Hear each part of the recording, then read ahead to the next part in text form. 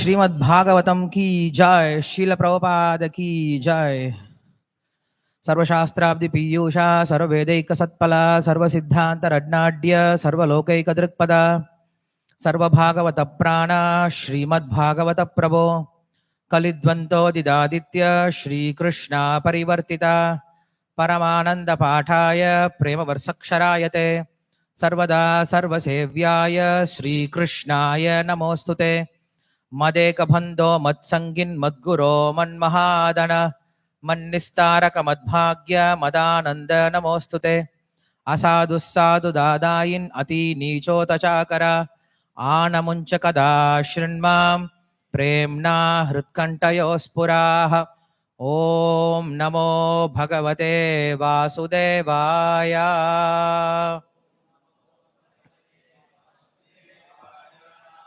ॐ नमो भगवते वासुदेवाय।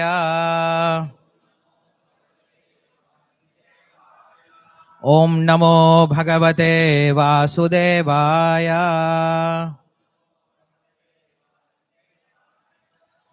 ஸ்ரீமத் பாகவதம் ஸ்கந்தம் 7 அத்தியாயம் 7 பதம் எண் 2ல இருந்து ஆரம்பிச்சு 10 வரைக்கும் போகும்.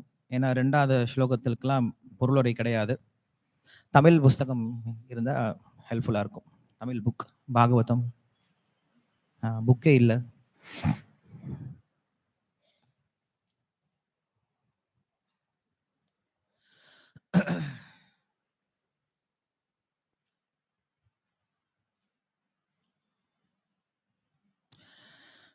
நானே படிச்சிடுறேன். படிச்சுட்டு டிரான்ஸ்லேஷன் பர்பட், இது வந்து விஸ்வநாத் சக்கரவர்த்தி டாக்கூருடைய பர்பட் டிரான்ஸ்லேஷன் படிக்க போகிறோம். இது முடிச்சதுக்கப்புறம் இங்கிலீஷில் முடிச்சதுக்கப்புறம் தமிழில் ஸ்ரீல பிரபுபாருடைய மொழிபெயர்ப்பு பொருளை படிக்கலாம். ஸ்ரீ பிரஹ்லாத உவாச்ச Bidhuri பிரஸ்திதே ஸ்மாகம் தபசே மந்தசாச்சலம் யுத்தயோத்மமம் பரப்ரமம் சக்ஷுர் விபுத்தா தானவான் பிரதீஹி. Translation: Prahlad said, when our father Hiranyakashipu went to Mandhara mountain to execute severe austerities, the devatas attacked the demons in a fierce battle. Pipilikair ahir iva dishtya loka patapanah papena papo bhakshist vadanto vasavadayah. Translation: the devatas headed by Indra said, as a serpent is eaten by small ants, so Hiranyakashipu, who inflicted misery on the world, has now been eaten by his sin. Tesham ati bhalo dyogam nishamya surayutapaha vaidyamana surairbhita tudruvo sarvato disham कलत्रपुत्र वित्तापान गृहान पशु परिच्छदान नावक्षयामानस्त्वरितः सर्वप्राण परीप्शवः. Translation: when the great leaders of the demons saw the unpredicted exertion of the devatas and were being slain, they fled fearfully in all directions to save their lives, not heeding homes, wives, children, animals, and household paraphernalia. Vyalum panraja shibhiram amara jayakangshinah indrasturaja mahishim mataram mama chagrahit. Translation: Devatas plundered the palace of Hiranyakashipu and Indra captured my mother, the queen. Plundering the palace of Hiranyakashipu means by stealing everything, they destroyed it. Okay. Niyamanam bhayodvignam rudathim kurarim iva yadrichaya gatastatra devarshir dhadrishe patihi. Translation: as he was being led away, carrying in fear like a kurari bird, Narada by chance saw her on the road. Prahanainam surapate netum arhasi anagasam muncha mahabhaga satim paraparigraham. He said, O king of devatas, you should not take this innocent woman. O gracefully fortunate one, release this chaste married woman. Indra uvacha aste sya jatare viryam avishyam suradvishaha asyatam yavat prasavam moksherta padavim gatihi. Indra said, in the womb of this woman is the seed of that great demon. Therefore, let her remain in my prison until her child is delivered. After killing the child, I shall release her. Commentary. Let her remain in my prison until she delivers the child. Having gained my goal, I will release her. This means having killed the child who is born, I will release her.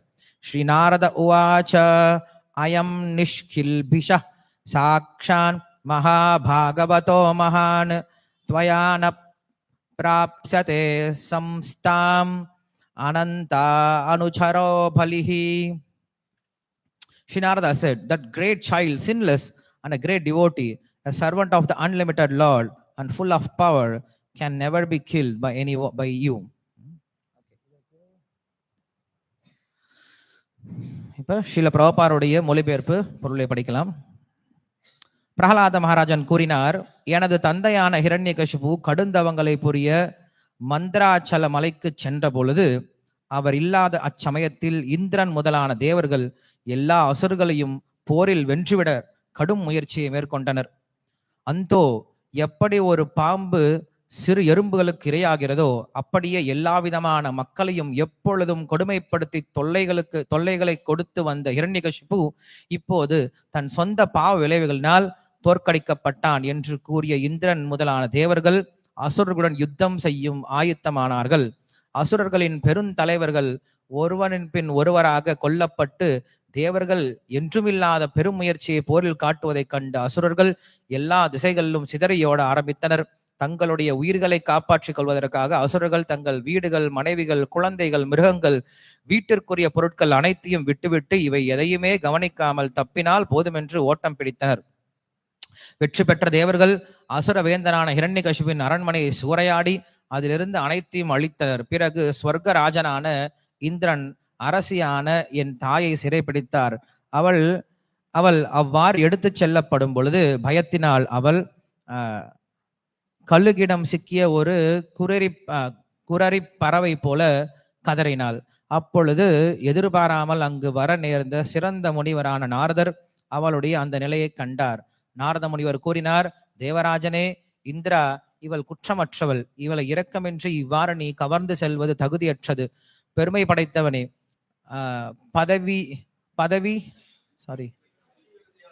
பதிவிரதையா பதிவிரதையான இவள் வேறு ஒருவரின் மனைவியாவாள். உடனே இவளை நீ விட்டுவிட வேண்டும். மொழிபெயர்ப்பு 9ஆம் ஸ்லோகம். இந்திரன் கூறினார், ஹிரண்யகசிபுவின் மனைவியான இவளுடைய கர்ப்பத்தில் அப்பெரும் அசுரனின் வீரியம் இருக்கிறது. ஆகவே இவள் பிரசவிக்கும் வரை என் பாதுகாப்பிலே இருக்கட்டும். அதன் பிறகு இவளை நாங்கள் விட்டுவிடுகிறோம். பொருளுரை. பிரகலாத மகாராஜனுடைய தாயின் கர்ப்பத்தில் மற்றொரு அசுரன், அதாவது மற்றொரு ஹிரண்யகசிபு இருப்பதாக எண்ணி இந்திரன் அவளது கைது செய்து முடிவு செய்தார். குழந்தை பிறந்ததும் அதை கொன்றுவிட்டு பிறகு அவளை விடுவிப்பதே நல்லதென்று அவர் எண்ணினார். 10ஆம் ஸ்லோகம் படிச்சிட்டோம். நாரத முனிவர் பதிலளித்தார், இப்பெண்ணின் கருவில் வளரும் குழந்தை குற்றமோ பாவமோ இல்லாதது. உண்மையில் இவன் ஒரு பரம பக்தனும் பரமபுருஷரின் சக்தி மிக்க சேவகனுமாவான். ஆகவே இவனை உன்னால் கொல்ல முடியாது. பொருளுரை. அசுரர்கள் அல்லது பக்தர் அல்லாதவர்கள் பக்தர்களை கொல்ல முயன்றுள்ளனர் என்பதற்கு பல உதாரணங்கள் உள்ளன. ஆனால் பரமபுருஷரின் ஒரு சிறந்த பக்தரை அழிப்பதில் போட்டிருக்காங்களா, அழிப்பதில் அவர்கள் வெற்றி பெறுவதே இல்லை. பகவத்கீதையில் 9:31 பகவான் கௌந்தைய பிரதிஜானிகி நமே பக்த பிரணஷ்யதி என்று உறுதியளிக்கின்றார். அதாவது அவரது பக்தர்கள் அசுரர்களால் ஒருபோதும் கொல்லப்பட முடியாது. இந்த வாக்குறுதி உண்மை என்பதற்கு பிரகலாத மகாராஜனே சிறந்த உதாரணமாவர். நாரத முனிவர் இந்திரனிடம், நீங்கள் எல்லோரும் தேவர்களாக இருப்பினும் இக்குழந்தையை உங்களால் கொல்ல முடியாது. மற்றவர்களுக்கு நிச்சயமாக இது சாத்தியமே இல்லை என்று கூறினார்.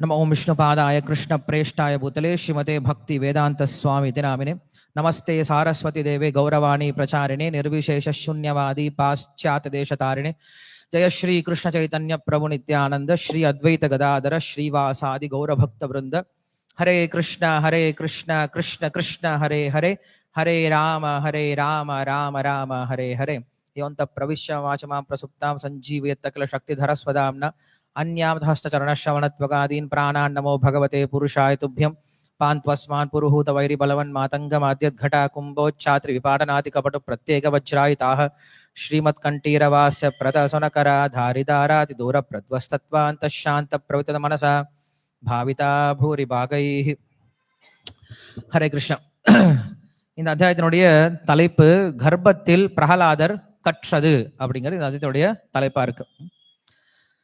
இது ஸ்ரீமத் பாகவத்துல நமக்கு கதைகள் வடிவத்துல என்ன பண்றாரு அப்படின்னா வேதவியாசர் நாம் என்ன கற்றுக்கொள்ள வேண்டுமோ அதை நம்மளுக்கு சொல்லி கொடுக்கிறார். ஏன்னா வேதத்தை எல்லாத்தையும் அவர் இயற்றிய பிறகு அவர் யோசிச்சு பார்க்கிறார்,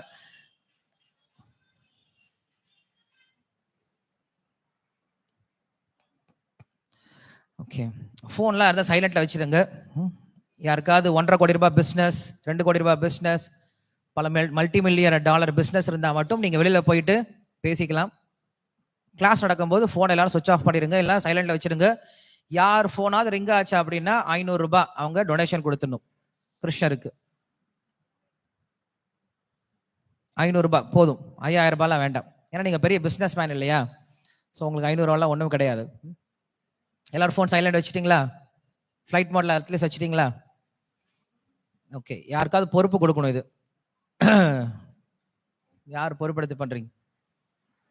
கனகோபால் பிரபு ஃபர்ஸ்ட் அவர் ஃபோன் யூஸ் பண்ண மாட்டாரு, அதனால அவர் என்ன பண்ண போறாரு, எல்லாத்துக்கிட்டையும் ஃபார்வர்ட் போறாரு. பிரபுஜி சில யாருக்காவது ஃபோன் வந்தது அப்படின்னா கனகோபால் பிரபு வந்து பார்த்து அவங்க கிட்ட 500 ரூபாய் கலெக்ட் பண்ணிடுவாரு. மாதாஜி சைடில் அவங்க மாதாஜி அங்கேயே இருக்காங்க, பவானி மாதாஜி மேலே உட்காந்து பார்த்துட்டு இருக்காங்க. யார் ஃபோனா அடிச்சது அப்படின்னா அவங்க கிட்ட 500 ரூபாய் கலெக்ட் பண்ணிப்பாங்க. சரி, இதெல்லாம் வந்து நம்மளுக்கு சொல்லி தெரியணும் அப்படின்ற அவசியமே கிடையாது. நாம் கோயிலுக்குள்ள வந்துட்டோம் அப்படின்னாவே மற்ற விஷயங்கள் நம்மள என்ன பண்ணணும், டிஸ்கனெக்ட் பண்ண முயற்சி பண்ணணும். மற்ற விஷயங்கள் அப்படின்னா ஒரே ஒரு விஷயம் தான், நமக்கு ஃபோன் தான். ஃபோன் தான் நம்மளுக்கு இந்த உலகத்தோட சம்சாரமே, வேற ஒன்றும் கிடையாது. அந்த காலத்துல சம்சாரம் அப்படின்னு சொல்லி சொன்னா நிறைய விஷயங்கள் சொல்லுவாங்க. இன்னைக்கு சம்சாரத்தை என்ன பண்ணிட்டாங்க, சின்ன ஒரு பெட்டியில் அடக்கி கொடுத்துட்டாங்க. நீங்க அதை மட்டும் அவங்க கிட்ட இருந்து எடுத்துருங்களேன், அந்த போனை மட்டும் எடுத்துருங்களேன், அவன் சம்சாரத்துல இருந்து விலகிட்ட மாதிரி அர்த்தம் இல்லையா? ஆல்மோஸ்ட் அவன் என்ன ஆயிடுவான் அப்படின்னா முழுக்க மோட்சம் பெற்றவனா போல ஆயிடுவான். ஒண்ணு பைத்தியம் ஆயிடுவான், இல்ல தூய பக்தன் ஆயிடுவான் இல்லையா? 2 தான் ஆகும் இந்த உலகத்துல போன் இல்லை அப்படின்னா. சரி, இங்க என்ன நடக்குது அப்படின்னா சர்வைவல் ஆஃப் த ஃபிட்டஸ்ட் அப்படின்னு சொல்லி சொல்றோம் இல்லையா, அந்த விஷயம் தான் இங்க நடந்துட்டு இருக்கு. என்ன ஆனது, ஹிரண்யகசிபு அவன் என்ன பண்ணா, தன்னுடைய அண்ணன் ஹிரண்யாக்ஷனை கொன்னதுக்காக பழி வாங்குறேன் அப்படின்னு என்ன பண்ணா, தேவர்கள் எல்லாத்தையும் போட்டு அடிக்க ஆரம்பிச்சான். ஓரளவுக்கு அடக்கிட்டான். அடக்கினதுக்கு அப்புறம் அவனுக்கு இன்னும் கோபம் அடங்கவே இல்லை. இந்த பசங்கள்லாம் ஒன்றும் பிரயோஜனமே இல்லடா, இவங்களுக்கெல்லாம் மேல ஒருத்தன் இருக்கான், அவன் யாரு, விஷ்ணு, அவனை இல்லடா முதல்ல அடிக்கணும், இவங்களை அடிச்சு என்ன பிரயோஜனம்? ஏன்னா இவங்களை அடிச்சா அங்க வலிக்கும் நினைச்சோம், ஆனா அங்க வலிக்கிற மாதிரி தெரியல இல்லையா? அவரு நல்லா அடி வாங்கட்டும், தேவை இவங்களுக்கு தேவைதான்னு சொல்லிட்டு என்ன பண்ணாரு, பகவான் விட்டுட்டாரு. தேவர்கள் அடி வாங்கினா அப்பப்ப பகவான் விட்டுருவாரு. பக்தர்கள் அடி வாங்குறதா அப்படி யோசிச்சா கூட விடவே மாட்டார். ஆனா தேவர்களுக்கு அப்பப்ப அடி நல்லா விழும். ஏன்னா பகவானே அடிக்கணும்னு நினைச்சிட்டு இருப்பாரு. அவர் அடிக்கிறதுக்கு முன்னாடி இன்னொருத்தரை வச்சு என்ன பண்ணுவாரு, 2வது ஆளை வச்சு நல்லா அடி வாங்க வச்சிருவார். ஏன்னா அந்த மாதிரிதான் வேலை பண்ணிட்டு இருக்காங்க அவங்க வந்து தேவர்களை போல வேலை செய்யறது கிடையாது. அவங்களும் அப்பப்ப என்ன பண்றாங்க, அசுரர்களுடைய குணத்துக்கு வந்துடுறாங்க. ஏன்னா நம்ம இந்த சடகுலத்துல பாக்குறோம், எல்லாருக்குமே இந்த முக்குணங்கள் அப்படிங்கிறது இருந்துட்டே இருக்கு. ஸோ இந்த முக்குணங்கள் கலவை அப்படிங்கிறது தேவர்களுக்கும் இருக்கிறதுனால அப்பப்ப அவங்க என்ன பண்றாங்க, ரஜோகுணத்துக்கும் தமோ குணத்துக்கு வரதுனால அவங்க தவறு செய்யக்கூடிய இயல்புக்கு உடையவர்களா இருக்காங்க. அதனால பகவான் என்ன பண்றாரு, அப்ப இந்த அசுரர்களை வச்சு என்ன பண்றாரு, அப்பப்ப அவங்களுக்கு தண்டனை கூட கொடுக்குறாரு. அப்படி தண்டனை கொடுத்த உடனே அவன் நினைச்சான், நான் விஷ்ணுவை போய் பிடிக்கணும், விஷ்ணுவை நான் பிடிச்சு என்ன பண்ணும், அவருக்கு தண்டனை கொடுக்கணும் அப்படின்னு யோசிக்க ஆரம்பிச்சான். என்ன பண்ண, மறுபடியும் யார்கிட்ட போய் கேட்டான் தெரியுமா, விஷ்ணுவுடைய இன்னொரு அம்சமாகிய பிரம்மா கிட்டே போய் கேட்கிறான், எனக்கு வந்து வரம் கொடுங்க சொல்லிட்டு வரம் கேட்டு வாங்கிட்டு வந்துடுறான். நம்ம போன வாரம் இதெல்லாம் பார்த்தோம், ஹிரண்யகசிபுனா யாரு, ஹிரண்யகசிபு யாரை பிரதிநிதிக்கிறான் அப்படின்ற விஷயம் எல்லாம் போன வாரம் பார்த்தோம். அவன் தபஸ்யாக்கு போயிட்டான். இதுதான் நம்ம ஒரு ஆச்சரியமான விஷயம் பார்க்க முடியுது. அந்த காலத்துல எந்த ஒரு விஷயம் செய்யறதா இருந்தாலும் முதல்ல என்ன பண்றாங்க? தவம் பண்ண போயிடுறாங்க. அப்படின்னு என்ன தெரியுமா அர்த்தம்? வேத வழிமுறை எல்லாரும் ஏத்துக்கிட்டாங்க. அது அசுரனா இருந்தாலும் சரி, தேவனா இருந்தாலும் சரி, என்ன பண்றாங்க? எல்லாருமே வேத வழிமுறை எடுத்துக்கிட்டாங்க. ஆனா அந்த வேத வழிமுறையை ஒரு ஆச்சாரியனுடைய வழிநடை இல்லாம ஏத்துக்கிறதுனாலதான் பிரச்சனையே வருது. ஒரு ஆச்சாரியன் இருந்து அந்த வேத வழிமுறையை சொல்லி கொடுத்திருந்தார் அப்படின்னா அவன் என்ன பண்ணிருக்க மாட்டான் அப்படின்னா இந்த மாதிரி தவறாக வேத வழிமுறையை உபயோகப்படுத்தி இருக்க மாட்டான். கத்தி தான். கத்தியை நீங்க சரியான கைடன்ஸ் இல்லாம ஒரு சின்ன குழந்தைகிட்ட கொடுத்தா என்ன பண்ணும்? அந்த கத்தியை உபயோகப்படுத்தி வெட்ட ஆரம்பிச்சிடும். எல்லாத்தையும் வெட்ட ஆரம்பிச்சும் தண்ணியும் என்ன பண்ணும்? அது கீரிக்கும், தண்ணியும் பாதிப்புக்கு உண்டாக்கும். அப்ப வேதத்தில் இருக்கக்கூடிய ஞானம் அப்படிங்கிறது ஒரு கத்தியை போன்றது. அதை நாம சரியான நபருக்கு கொடுக்காம தவறான நபர்கள் கையில கிடைச்சது அப்படின்னா அவங்க என்ன பண்றாங்க? தப்பா உபயோகப்படுத்த ஆரம்பிச்சிட்டாங்க. ஸோ அப்படிதான் என்ன பண்ணாங்க அப்படின்னா ஹிரண்யகசிபு கூட என்ன பண்ணா, அவனுக்கு சக்தி வேணும் அப்படின்னு நினைச்சவன என்ன பண்ணிட்டான்? உடனே அவன் தவத்துக்கு போய் ஆரம்பிச்சிட்டான். இந்த மாதிரி நம்ம நிறைய உதாரணங்களை பார்க்க முடியும் சாஸ்திரங்கள்ல.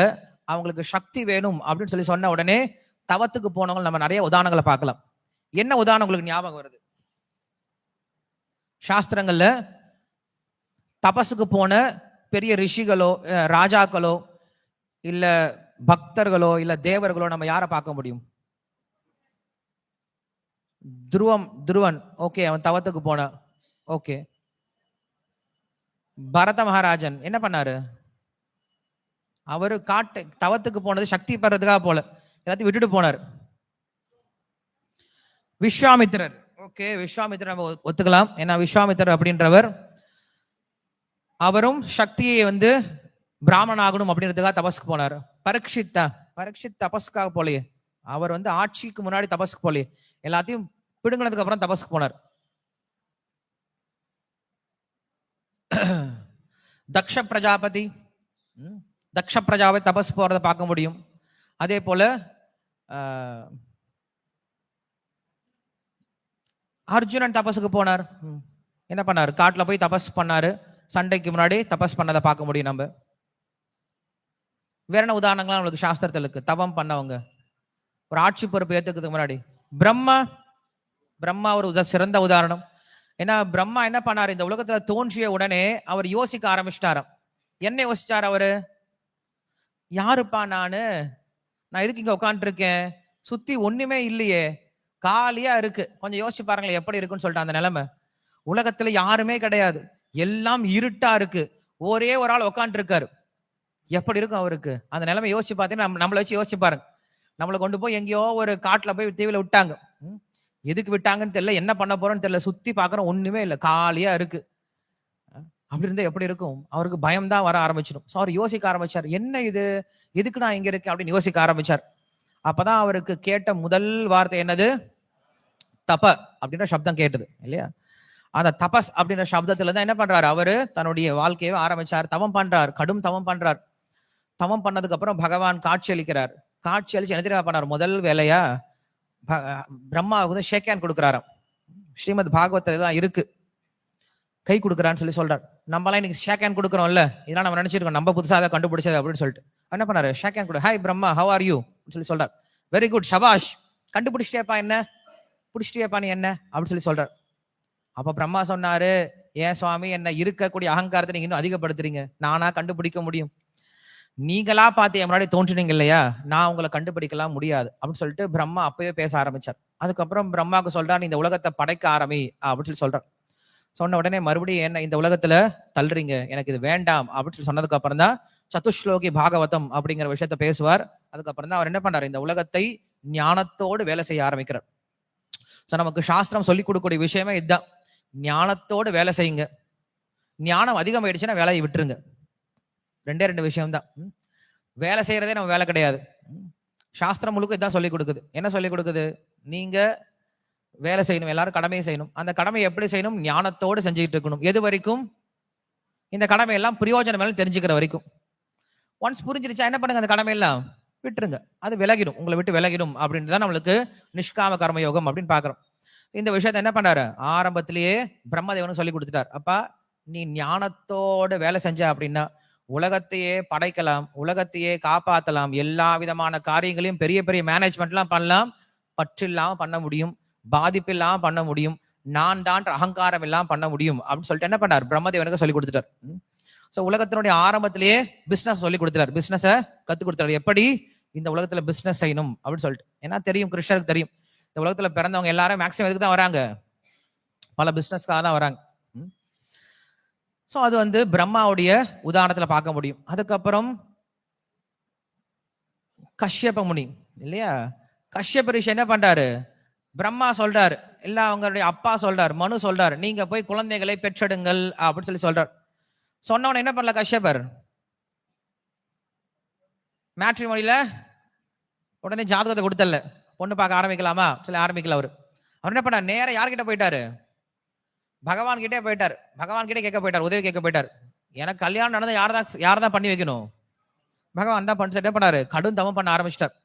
பயங்கரமான தபஸ் பண்றார், பண்ணிக்கிட்டே இருக்காரு. பகவான் வர மாதிரி தெரியல. கண்ணு முழிச்சிட்டு அப்பதான் யோசிச்சாரு, பகவான் வரப்போறது கிடையாது.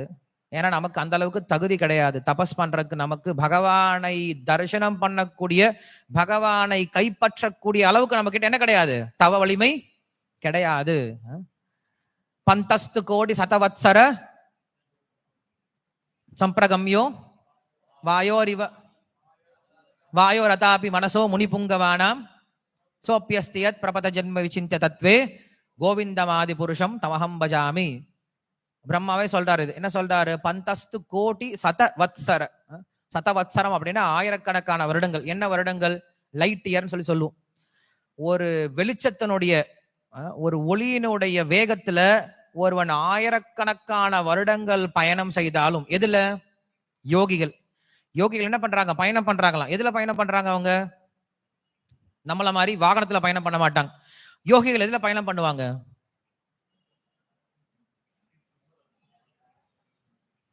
இது கேட்கலாம், புதுசா இருக்கவங்களை கேட்கலாம், யாருக்கா தெரியாதான் கேட்கலாம், தூங்கிட்டு இருக்கவங்களை கேட்கலாம். தூங்கிட்டு இருக்கவங்களை சும்மா விடக்கூடாது. சேவையா பிரபு இப்ப முழிச்சிட்டாரு, இப்ப அவர்கிட்ட கேட்கக்கூடாது. ஸ்ரீதர் பிரபு நீங்க சொல்லுங்க, யோகிகள் எதுல டிராவல் பண்ணுவாங்க? லைட்டுடைய வேகத்துல டிராவல் பண்ணுவாங்க, பட் எதில் டிராவல் பண்ணுவாங்க? இந்த பக்கம் மாதாஜி சார், யோகிகள் எதுல டிராவல் பண்ணுவாங்க? மனதுல டிராவல் பண்ணுவாங்க இல்லையா? மனசு என்ன பண்ணுவாங்க? இங்க இருந்து அங்க நகர்ந்து போயிட்டே இருப்பாங்க, மனசுடைய வேகத்துல போயிட்டு இருப்பாங்க. சோ மனதுடைய வேகம் தான் ஒளியினுடைய வேகம் அப்படின்னு சொல்லப்படுது. சோ அப்படி ஒரு யோகியானவன் மனதனுடைய வேகத்துல பயணம் பண்றாராம். எங்க பயணம் பண்றாரு? பகவானை தரிசனம் பண்ணிடலாம் அப்படின்னு பயணம் பண்றாராம். அவரும் பயணம் பண்றாரு, பல கோடி வருடம் பயணம் பண்றாரு. ஆனா யாரை பிடிக்கவே முடியல, பகவானை நெருங்க கூட முடியல அப்படின்னு சொல்றார். இதேதான் சாஸ்திரம் சொல்லுது. என்ன சொல்லுது அப்படின்னா, யாரு ஒருவன் மனதிற்கும் கற்பனைக்கும் அப்பாற்பட்டவனா இருக்கானோ அவனதான் பரமபுருஷனா ஒத்துக்குது. என்ன சொல்லுது அப்படின்னா, சாஸ்திரம் சொல்லுது, நான் போயிட்டு திரும்பி வந்துட்டேன்னு சொல்லுது. வார்த்தைகள் திரும்பி வந்துடுச்சான், மனசு திரும்பி வந்துடுச்சான். எங்க போயிட்டு திரும்பி வந்துடுச்சு? பகவானை வர்ணிப்பதுல போயிட்டு தோல்வி அடைந்து திரும்பி வந்துடுச்சான். ஸோ அப்படி யோகிகளும் தபஸ்விகள் என்ன பண்றாங்க? தவம் பண்றாங்க. அவங்களால பகவானை அடைவது சாத்தியமே இல்லாத விஷயமா இருக்கு. அப்படி இருக்கும்போது நம்முடைய தபஸை பத்தி என்ன சொல்றது இல்லையா? அத்தனாயிரம் வருடங்கள் அவ்வளவு கடுமையாக எல்லாத்தையும் விட்டுட்டு உட்காந்து தபஸ் பண்ணியே என்ன பண்ண முடியல, அவங்களால பகவானை அடைய முடியல. அப்படி இருக்கும்போது குடும்பத்துல இருந்துகிட்டு, வியாபாரத்தை பண்ணிக்கிட்டு, எல்லா விதமான பந்த பாசங்களுக்கு நடுவுல இருந்துகிட்டு நாம எப்படி பகவான் அடையிறது? நம்மால பகவான் அடைய முடியுமா? என்னது எல்லாரும் முணுமலதோட தான் அங்க உட்காந்து இருக்காங்க. நான் கேட்ட கொஸ்டின் உங்களுக்கு புரிஞ்சுதா? இவ்வளவு வருடங்கள் எல்லாத்தையும் விட்டுட்டு பகவானே வேணும் அப்படின்னு சொல்லிட்டு பகவானை அடையணும் இவ்வளவு முயற்சி பண்றாங்களே, அவங்களாலேயே பகவான் அடைய முடியலையே. அப்படி இருக்கும்போது வாரத்துக்கு ஒரு நாள் எப்பயோ பளிச்சுட்டு ஸ்டார் மாதிரி மின்னிட்டு, ஸ்டார் அப்படிதான் மின்னிட்டு இருக்கும், அது போல நம்மளா ஸ்டார்ஸ், வாரத்துக்கு ஒரு நாள் வளைக்கூடிய ஸ்டார்ஸ் இல்லையா? என்ன பண்ணும், அப்பப்போ ஜொலிச்சுட்டு போயிடுவோம் இல்லையா? பக்தி செஞ்சுட்டு போயிடுவோம். ஸோ இப்படி இருக்கும்போது நாம எப்படி அந்த பகவான் அடைய முடியும்? என்னோட கொஸ்டின் ஓகே, இன்னும் உங்களுக்கு சிம்பிளா சொல்லிடுறேன். அடைய முடியுமா முடியாதா? S R no? எஸ்ன்னா அதுக்கு ஆன்சர் சொல்லணும். சும்மா எஸ் மட்டும் சொல்லக்கூடாது. நான் இவ்வளவு சொல்லிட்டேன், இவங்களாலேயே முடியலன்னு சொல்லிட்டேன். இவ்வளவு கேட்டும் நீங்க தைரியமா எஸ்ன்னு சொல்றீங்கன்னா அவங்க தைரியத்தை பாராட்டணும். அவங்களும் குரு சொன்ன வார்த்தையை தான் ஃபாலோ பண்ணாங்க. அவங்களும் குரு சொன்ன வார்த்தை தான் ஃபாலோ பண்ணார். கஷ்யப ரிஷி அவரு குரு சொன்ன வார்த்தை தான் ஃபாலோ பண்ணாரு. அவங்களும் நம்பிக்கை இல்லையா என்ன? அப்படின்னா நம்மளோட அவங்களுக்கு நம்பிக்கை குறைவா இருக்கா என்ன? கட்டுவாங்க மகாராஜ், செகண்ட்லயே போயிட்டாரு அவரு.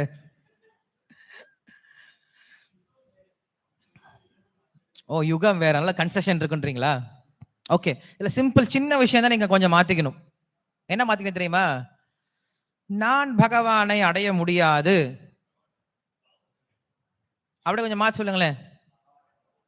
பகவான் நினைச்சா என்ன பண்ணலாம்? என்னை ரொம்ப சீக்கிரமா அடைஞ்சிடலாம் இல்லையா? சோ கிருஷ்ணர் பகவத்கீதை அதான் சொல்றாரு, க்ஷிப்ரம் பவதி அப்படின்னு சொல்லுவார். 10வது இன்னொரு இடத்துல சொல்லுவாரு, அவன் என்ன பண்ற, ரொம்ப சீக்கிரமா நான் தூக்கிறேன்னு சொல்றார். என்ன ஸ்லோகம் அது? நான் அவனை காப்பாத்துறேன், அவனை இந்த கடல்ல இருந்து பிரபஞ்ச சம்சாரத்துல நான் தூக்குறேன்னு சொல்லுவாரு. அந்த ஸ்லோகம் என்னது? சமுத்தர்த்தா அப்படின்னு ஒரு ஸ்லோகம் வரும். பவாமி நச்சிராஃப் பார்த்த அப்படின்னு ஒரு ஸ்லோகம் வரும். மையா வேஷித சேதசாம் கலியுகம்.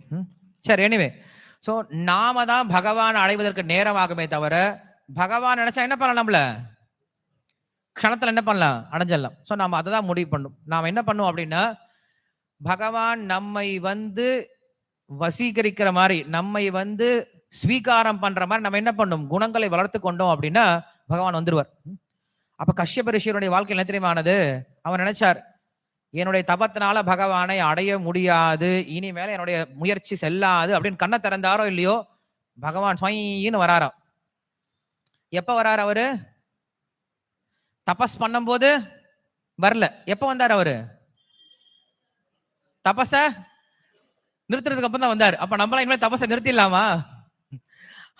நம்ம பண்ற தபஸே ரொம்ப கம்மி தான். இனிமேல் நான் ஏகாதசியை ஃபாலோ பண்ண போறது இல்லை, போப்பா நான் ஏகாதசி ஃபாலோ பண்ணி 10 வருஷமா என்ன பகவான் கண்டுட்டேன் நான் அப்படின்னு ஏகாதசி நிறுத்திட்டோம் அப்படின்னா பகவான் டங்கின்னு வந்துட மாட்டார். அதுக்கு அது அர்த்தம் கிடையாது. என்ன தெரியுமா அர்த்தம்? என்னுடைய முயற்சியினால பகவானை பிடிக்க முடியாது, பகவான் பார்த்து என் முன் தோன்றினால் ஒழிய என்னால் என்ன பண்ண முடியாது, பகவானை அடைய முடியாது அப்படின்ற முழு சரணாகதி இருக்குல்ல, அந்த முழு சரணாகதியால் என்ன பண்றாரு பகவான்? பிரத்யக்ஷமாறார். இல்லைன்னா நம்ம ரொம்ப எளிமையா சொல்லிடுவோம், நான் தவம் பண்ணேன் பகவான் வந்தாரு அப்படின்னு சொல்லிடுவோம். அப்படின்னு என்ன தெரியுமா அர்த்தம்? பகவான் என்னுடைய தவத்துக்கு கட்டுப்பட்டுட்டார் அப்படின்னு அர்த்தம். பகவானுடைய பெயர் என்னது? ஸ்வராட், எதற்கும் கட்டுப்படாதவர். அவர் யாருக்கு வேணா என்ன பண்ணலாம், காட்சி கொடுக்கலாம்.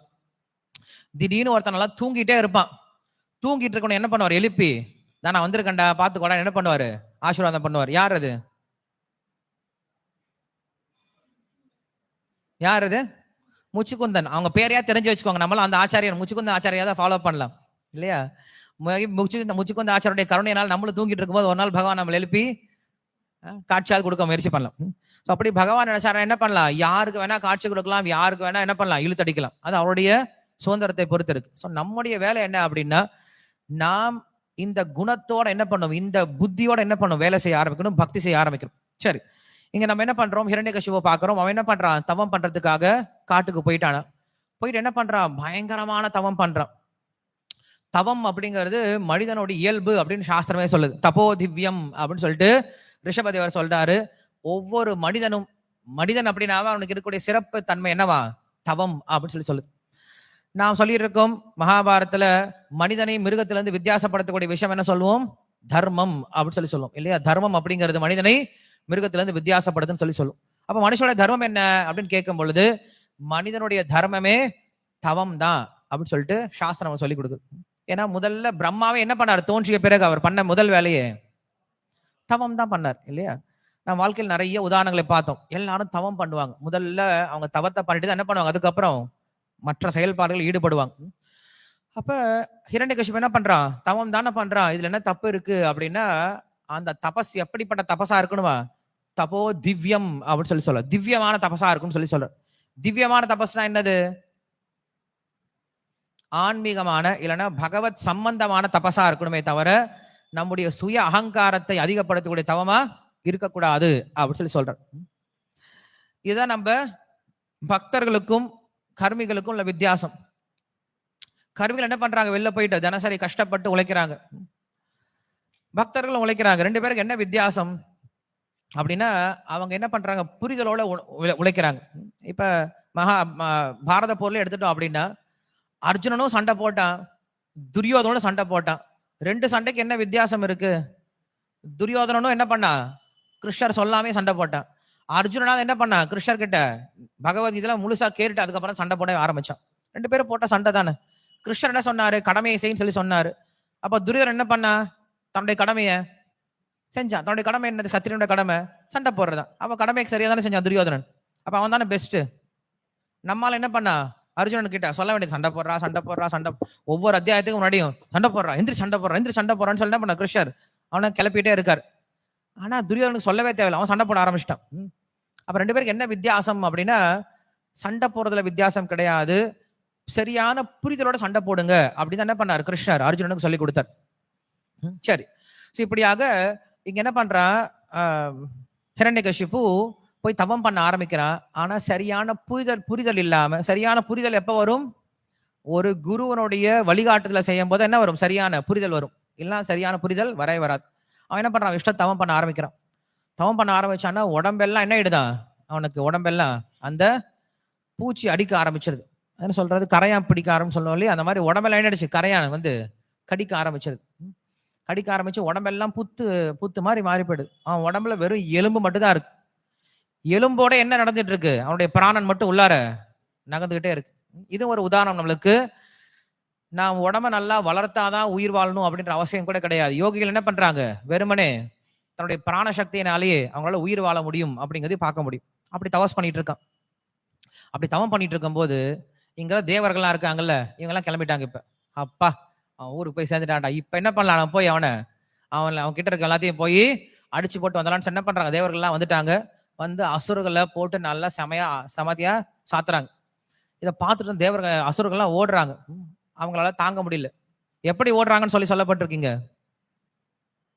அவங்க வீடு, மனைவி, குழந்தைகள், பண்ட பாத்திரம் இல்லையா, சொப்பு சாமானம் எல்லாத்தையும் என்ன பண்றாங்க, எல்லாத்தையும் விட்டுட்டு குடுகுடுன்னு ஓடுறாங்க. உயிர் பொழைச்சா போதுனான்னு சொல்லிட்டு என்ன பண்றாங்க, எல்லாரும் கிடுகிடுன்னு ஓடுறாங்களாம்.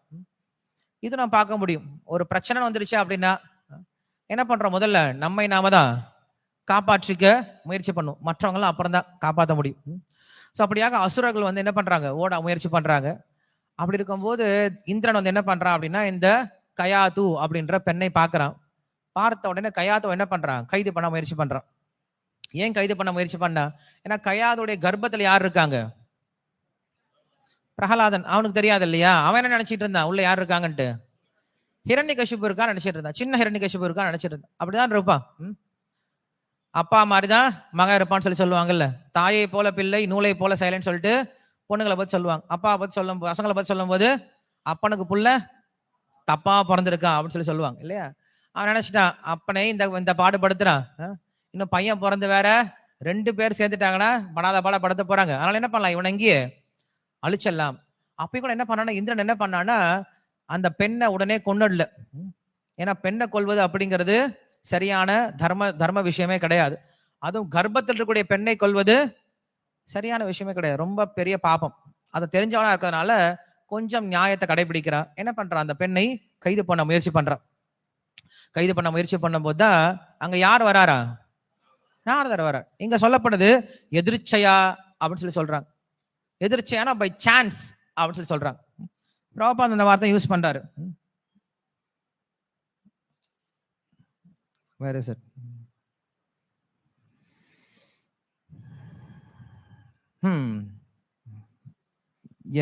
ஏழாவது ஸ்லோகத்துல எதிர்ச்சையா ஆகதஸ் அப்படின்னு சொல்றார். எதிர்ச்சையா அப்படின்னு என்ன அர்த்தம், எதர்ச்சையான்னு சொல்றோம்ல, எதிர்ச்சையான என்ன அர்த்தம், எதிர்பாராத விதமாக அப்படின்னு சொல்றோம் இல்லையா, எதிர்பாரா விதமாக சொல்ற. அப்படி நடக்குமா என்ன, ஏதாவது எதிர்பாராம ஏதாவது நடக்குமா? நம்மளே சொல்றோம் லைஃப் கம்ஸ் ஃப்ரம் லைஃப் அப்படின்னு சொல்றோம். உயிரிலிருந்து உயிர் தோன்றுகிறது, எதுவுமே தானாக நடக்கவே நடக்காதுன்னு சொல்லி சொல்றோம். ஆனா இங்க என்ன சொல்லப்படுது? எதிர்ச்சையா வந்தார், தானாக வந்துட்டார் அப்படின்னு சொல்லி சொல்றாங்க. வார்த்தை வேணா அப்படி இருக்கே தவிர உண்மையில அங்க எதிர்ச்சையா நாரதர் வரவே இல்லை. அவருக்கு நல்லாவே தெரியும். என்ன தெரியும்? இந்த கர்ப்பத்தில் இருக்கிறது பிரகலாதன் தான், என்னுடைய சிஷ்யன் தான், பகவானுடைய தூய பக்தன் தான், அவனை காப்பாத்துறது என்னுடைய கடமை அப்படின்ட்டு தெரிஞ்சுதான் வந்திருக்கார். ஏன் இதே நாரதர் நாளைக்கு வந்திருக்கலாம்ல? நாளைக்கு வந்தது என்ன இருக்கும்? கையாதவன் ஏற்கனவே கைது பண்ணி கொண்டு போயிருப்பான். கைது பண்ணி கொண்டு போனா ஒன்றும் பெரிய விஷயம் கிடையாது. மறுபடியும் என்ன பண்ண, ரிலீஸ் பண்ணிட்டு வந்துடலாம். ஆனா அம்மாவை, பிரகலாதனுடைய அவங்க அம்மாவை சிறைப்பிடிச்சான் அப்படின்ற ஒரு அபராதத்துக்கு உள்ளாகிடுவான். அதனால என்ன பண்ணிட்டாரு, ஆரம்பத்திலே அவன் தடுத்துட்டார். இந்த வார்த்தை எதிர்ச்சையா அப்படிங்கிற வார்த்தை நம்ம சரியா புரிஞ்சுக்கணும். நாம என்ன பண்றோம், பக்தியில் இப்படிதான் நினைச்சிட்டு இருக்கோம். என்ன நினைச்சிட்டு இருக்கோம் அப்படின்னா, தானா நடந்துடும் அப்படின்னு நினைச்சிட்டு இருக்கோம். நிறைய விஷயங்கள் என்ன தெரியுமா சொல்றோம், நீங்க ஹரே கிருஷ்ண மந்திரம் சாண்ட் பண்ணுங்க, தானா நடந்துடும் அப்படின்னா எல்லாருக்கிட்டையும் சொல்லிட்டு இருக்கோம். ஒரு பழக்கம், ஒரு கெட்ட பழக்கம் இருக்கு, இல்ல நம்ம வந்து இந்த விஷயத்த மாத்திக்கணும்னு நினைக்கிறோம். அப்ப நம்ம என்ன தெரியுமா சொல்லுவோம் எல்லார்கிட்டையும், நீங்க ஜஸ்ட் ஹரே கிருஷ்ணா ஜெபம் பண்ணிக்கிட்டே இருங்க, எல்லாம் தானா சரியா போயிடும் அப்படின்னு சொல்லி சொல்லுவோம். எல்லாம் தானா சரியா போயிடும். எதுவுமே தானா நடக்கவே நடக்காது. இந்த குணம் நம்மளுக்கு எப்படி வந்தது? தானா நடக்கும் தானா நடக்கும் அப்படின்ட்டு. எதுவுமே தானா நடந்துடுவா என்ன? துளசி டைமண்ட் கடையை ஓபன் பண்ணி வச்சுட்டு நான் பேர் என்ன வச்சுட்டேன், இதுக்கு துளசி டைமண்ட் பேர் வச்சுட்டேன். அப்ப துளசி மகாராணியை பார்த்துக்கிட்டும், தானா நடந்துட்டும் அப்படின்னு சொல்லிட்டு கனகோபாலபுரம் கோயில உட்காந்துருக்க முடியுமா? உட்காந்துருக்க முடியாது. என்ன பண்ண, அவரு கடைக்கு போய் கண்டிப்பா வேலை பண்ணி தான் ஆகணும் இல்லையா? தானா எதுவுமே நடக்கவே, ஹலோ, தானா எதுவுமே. இப்ப நான் உங்ககிட்ட கொஸ்டின் கேட்டு ஆன்சர் எனக்கு தானா கிடைச்சிருமா? மறுபடியும் 2-3 தடவை கேட்கணும், ஹலோ ஹலோன்னு கூப்பிட வேண்டியதா இருக்கு. தானா நடக்கவே நடக்காது. அதுவும் தானா நடக்கல. நேற்று நைட்டு நல்லா சாப்பிட்டதுனால இப்ப நடந்துட்டு இருக்கு தூக்கம். அதுவும் எங்க தானா நடந்துச்சு? கிச்சன்ல எல்லா ஜாமான் எடுத்து வச்சுட்டு கிருஷ்ணரே சமைச்சுப்பார், ராதாராணியும் சமைச்சுப்பாங்க. இது ராதாராணி கிச்சன், ராதாராணி சமைச்சுப்பாங்க. தானா நடந்துடுமா என்ன? நடக்க போறது கிடையாது. திருவண்ணாமலையில கிரிவலம் வரும்போது நாங்க புக் டிஸ்ட்ரிபியூஷனுக்கு போவோம். ஸோ போகும்போது ஒரு டிவோட்டி, அவர் நாங்க வந்து செல்லமா கூப்பிடுற பேர் பேய். அப்படி கூப்பிடக்கூடாது, பாவம், தீட்சா வாங்கின டிவோட்டி. ஆனா நாங்க பேயின்னு தான் கூப்பிடுவோம். என்ன காரணம் அப்படின்னா, அவர் என் கோயில ஆசிரமம் தூங்கிட்டு இருப்பாரு, திடீர்னு வந்து பேய் நடிச்சிருச்சு அப்படிம்பாரு. இன்னொன்னு நான் தான் அவன் அடிக்காத பாக்கி இல்ல, எல்லார்ட்டும் சொல்லிட்டு பேய் அடிச்சிருச்சு. எல்லாரும் பயந்துருவாங்க, ஐயோ ஆசிரமத்துல பேய் இருக்குன்னு சொல்லிட்டு.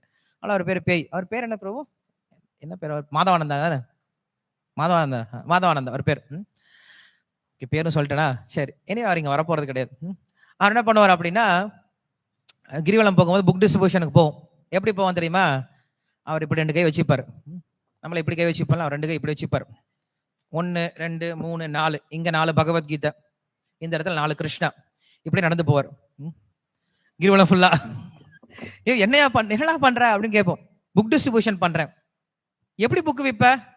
அது அவங்களா பார்த்து எடுத்து புக்கை பார்த்து படிச்சுட்டு அவங்களா காசு ஜோபுல போட்டு போயிடுவாங்க அப்படின்னு சொல்லி சொல்லுவாரு. அப்படியே நடந்து போவார். ஒரு கிரிவலம் முடிச்சுட்டு வந்துருவார். ஒரு புக் கூட போகாது கண்டிப்பா.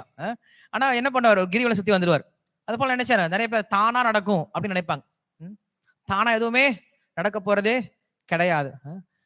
இந்த குணம் நமக்கு கிட்ட ஏன் தெரியுமா வந்தது? ஏன்னா அப்படியே பழக்கப்பட்டோம். இப்ப சின்ன சின்ன கிருமி இருக்குன்னு பாத்துங்களேன். சின்ன கிருமி என்னைக்காவது உட்காந்து தப்பம் பண்ணுமா? நான் பூச்சியா மாறும் தவம் பண்ணுமா? பண்ணவே பண்ணாது. என்ன ஆகும்? ஆட்டோமேட்டிக்கா எவல்யூஷன் இல்லையா? டார்வின் சொன்ன எவல்யூஷனால என்ன ஆகும்? இந்த ஆத்மா அடுத்த ஒரு உடலுக்கு, உயர்ந்த உடலுக்கு மாற்றப்படுது.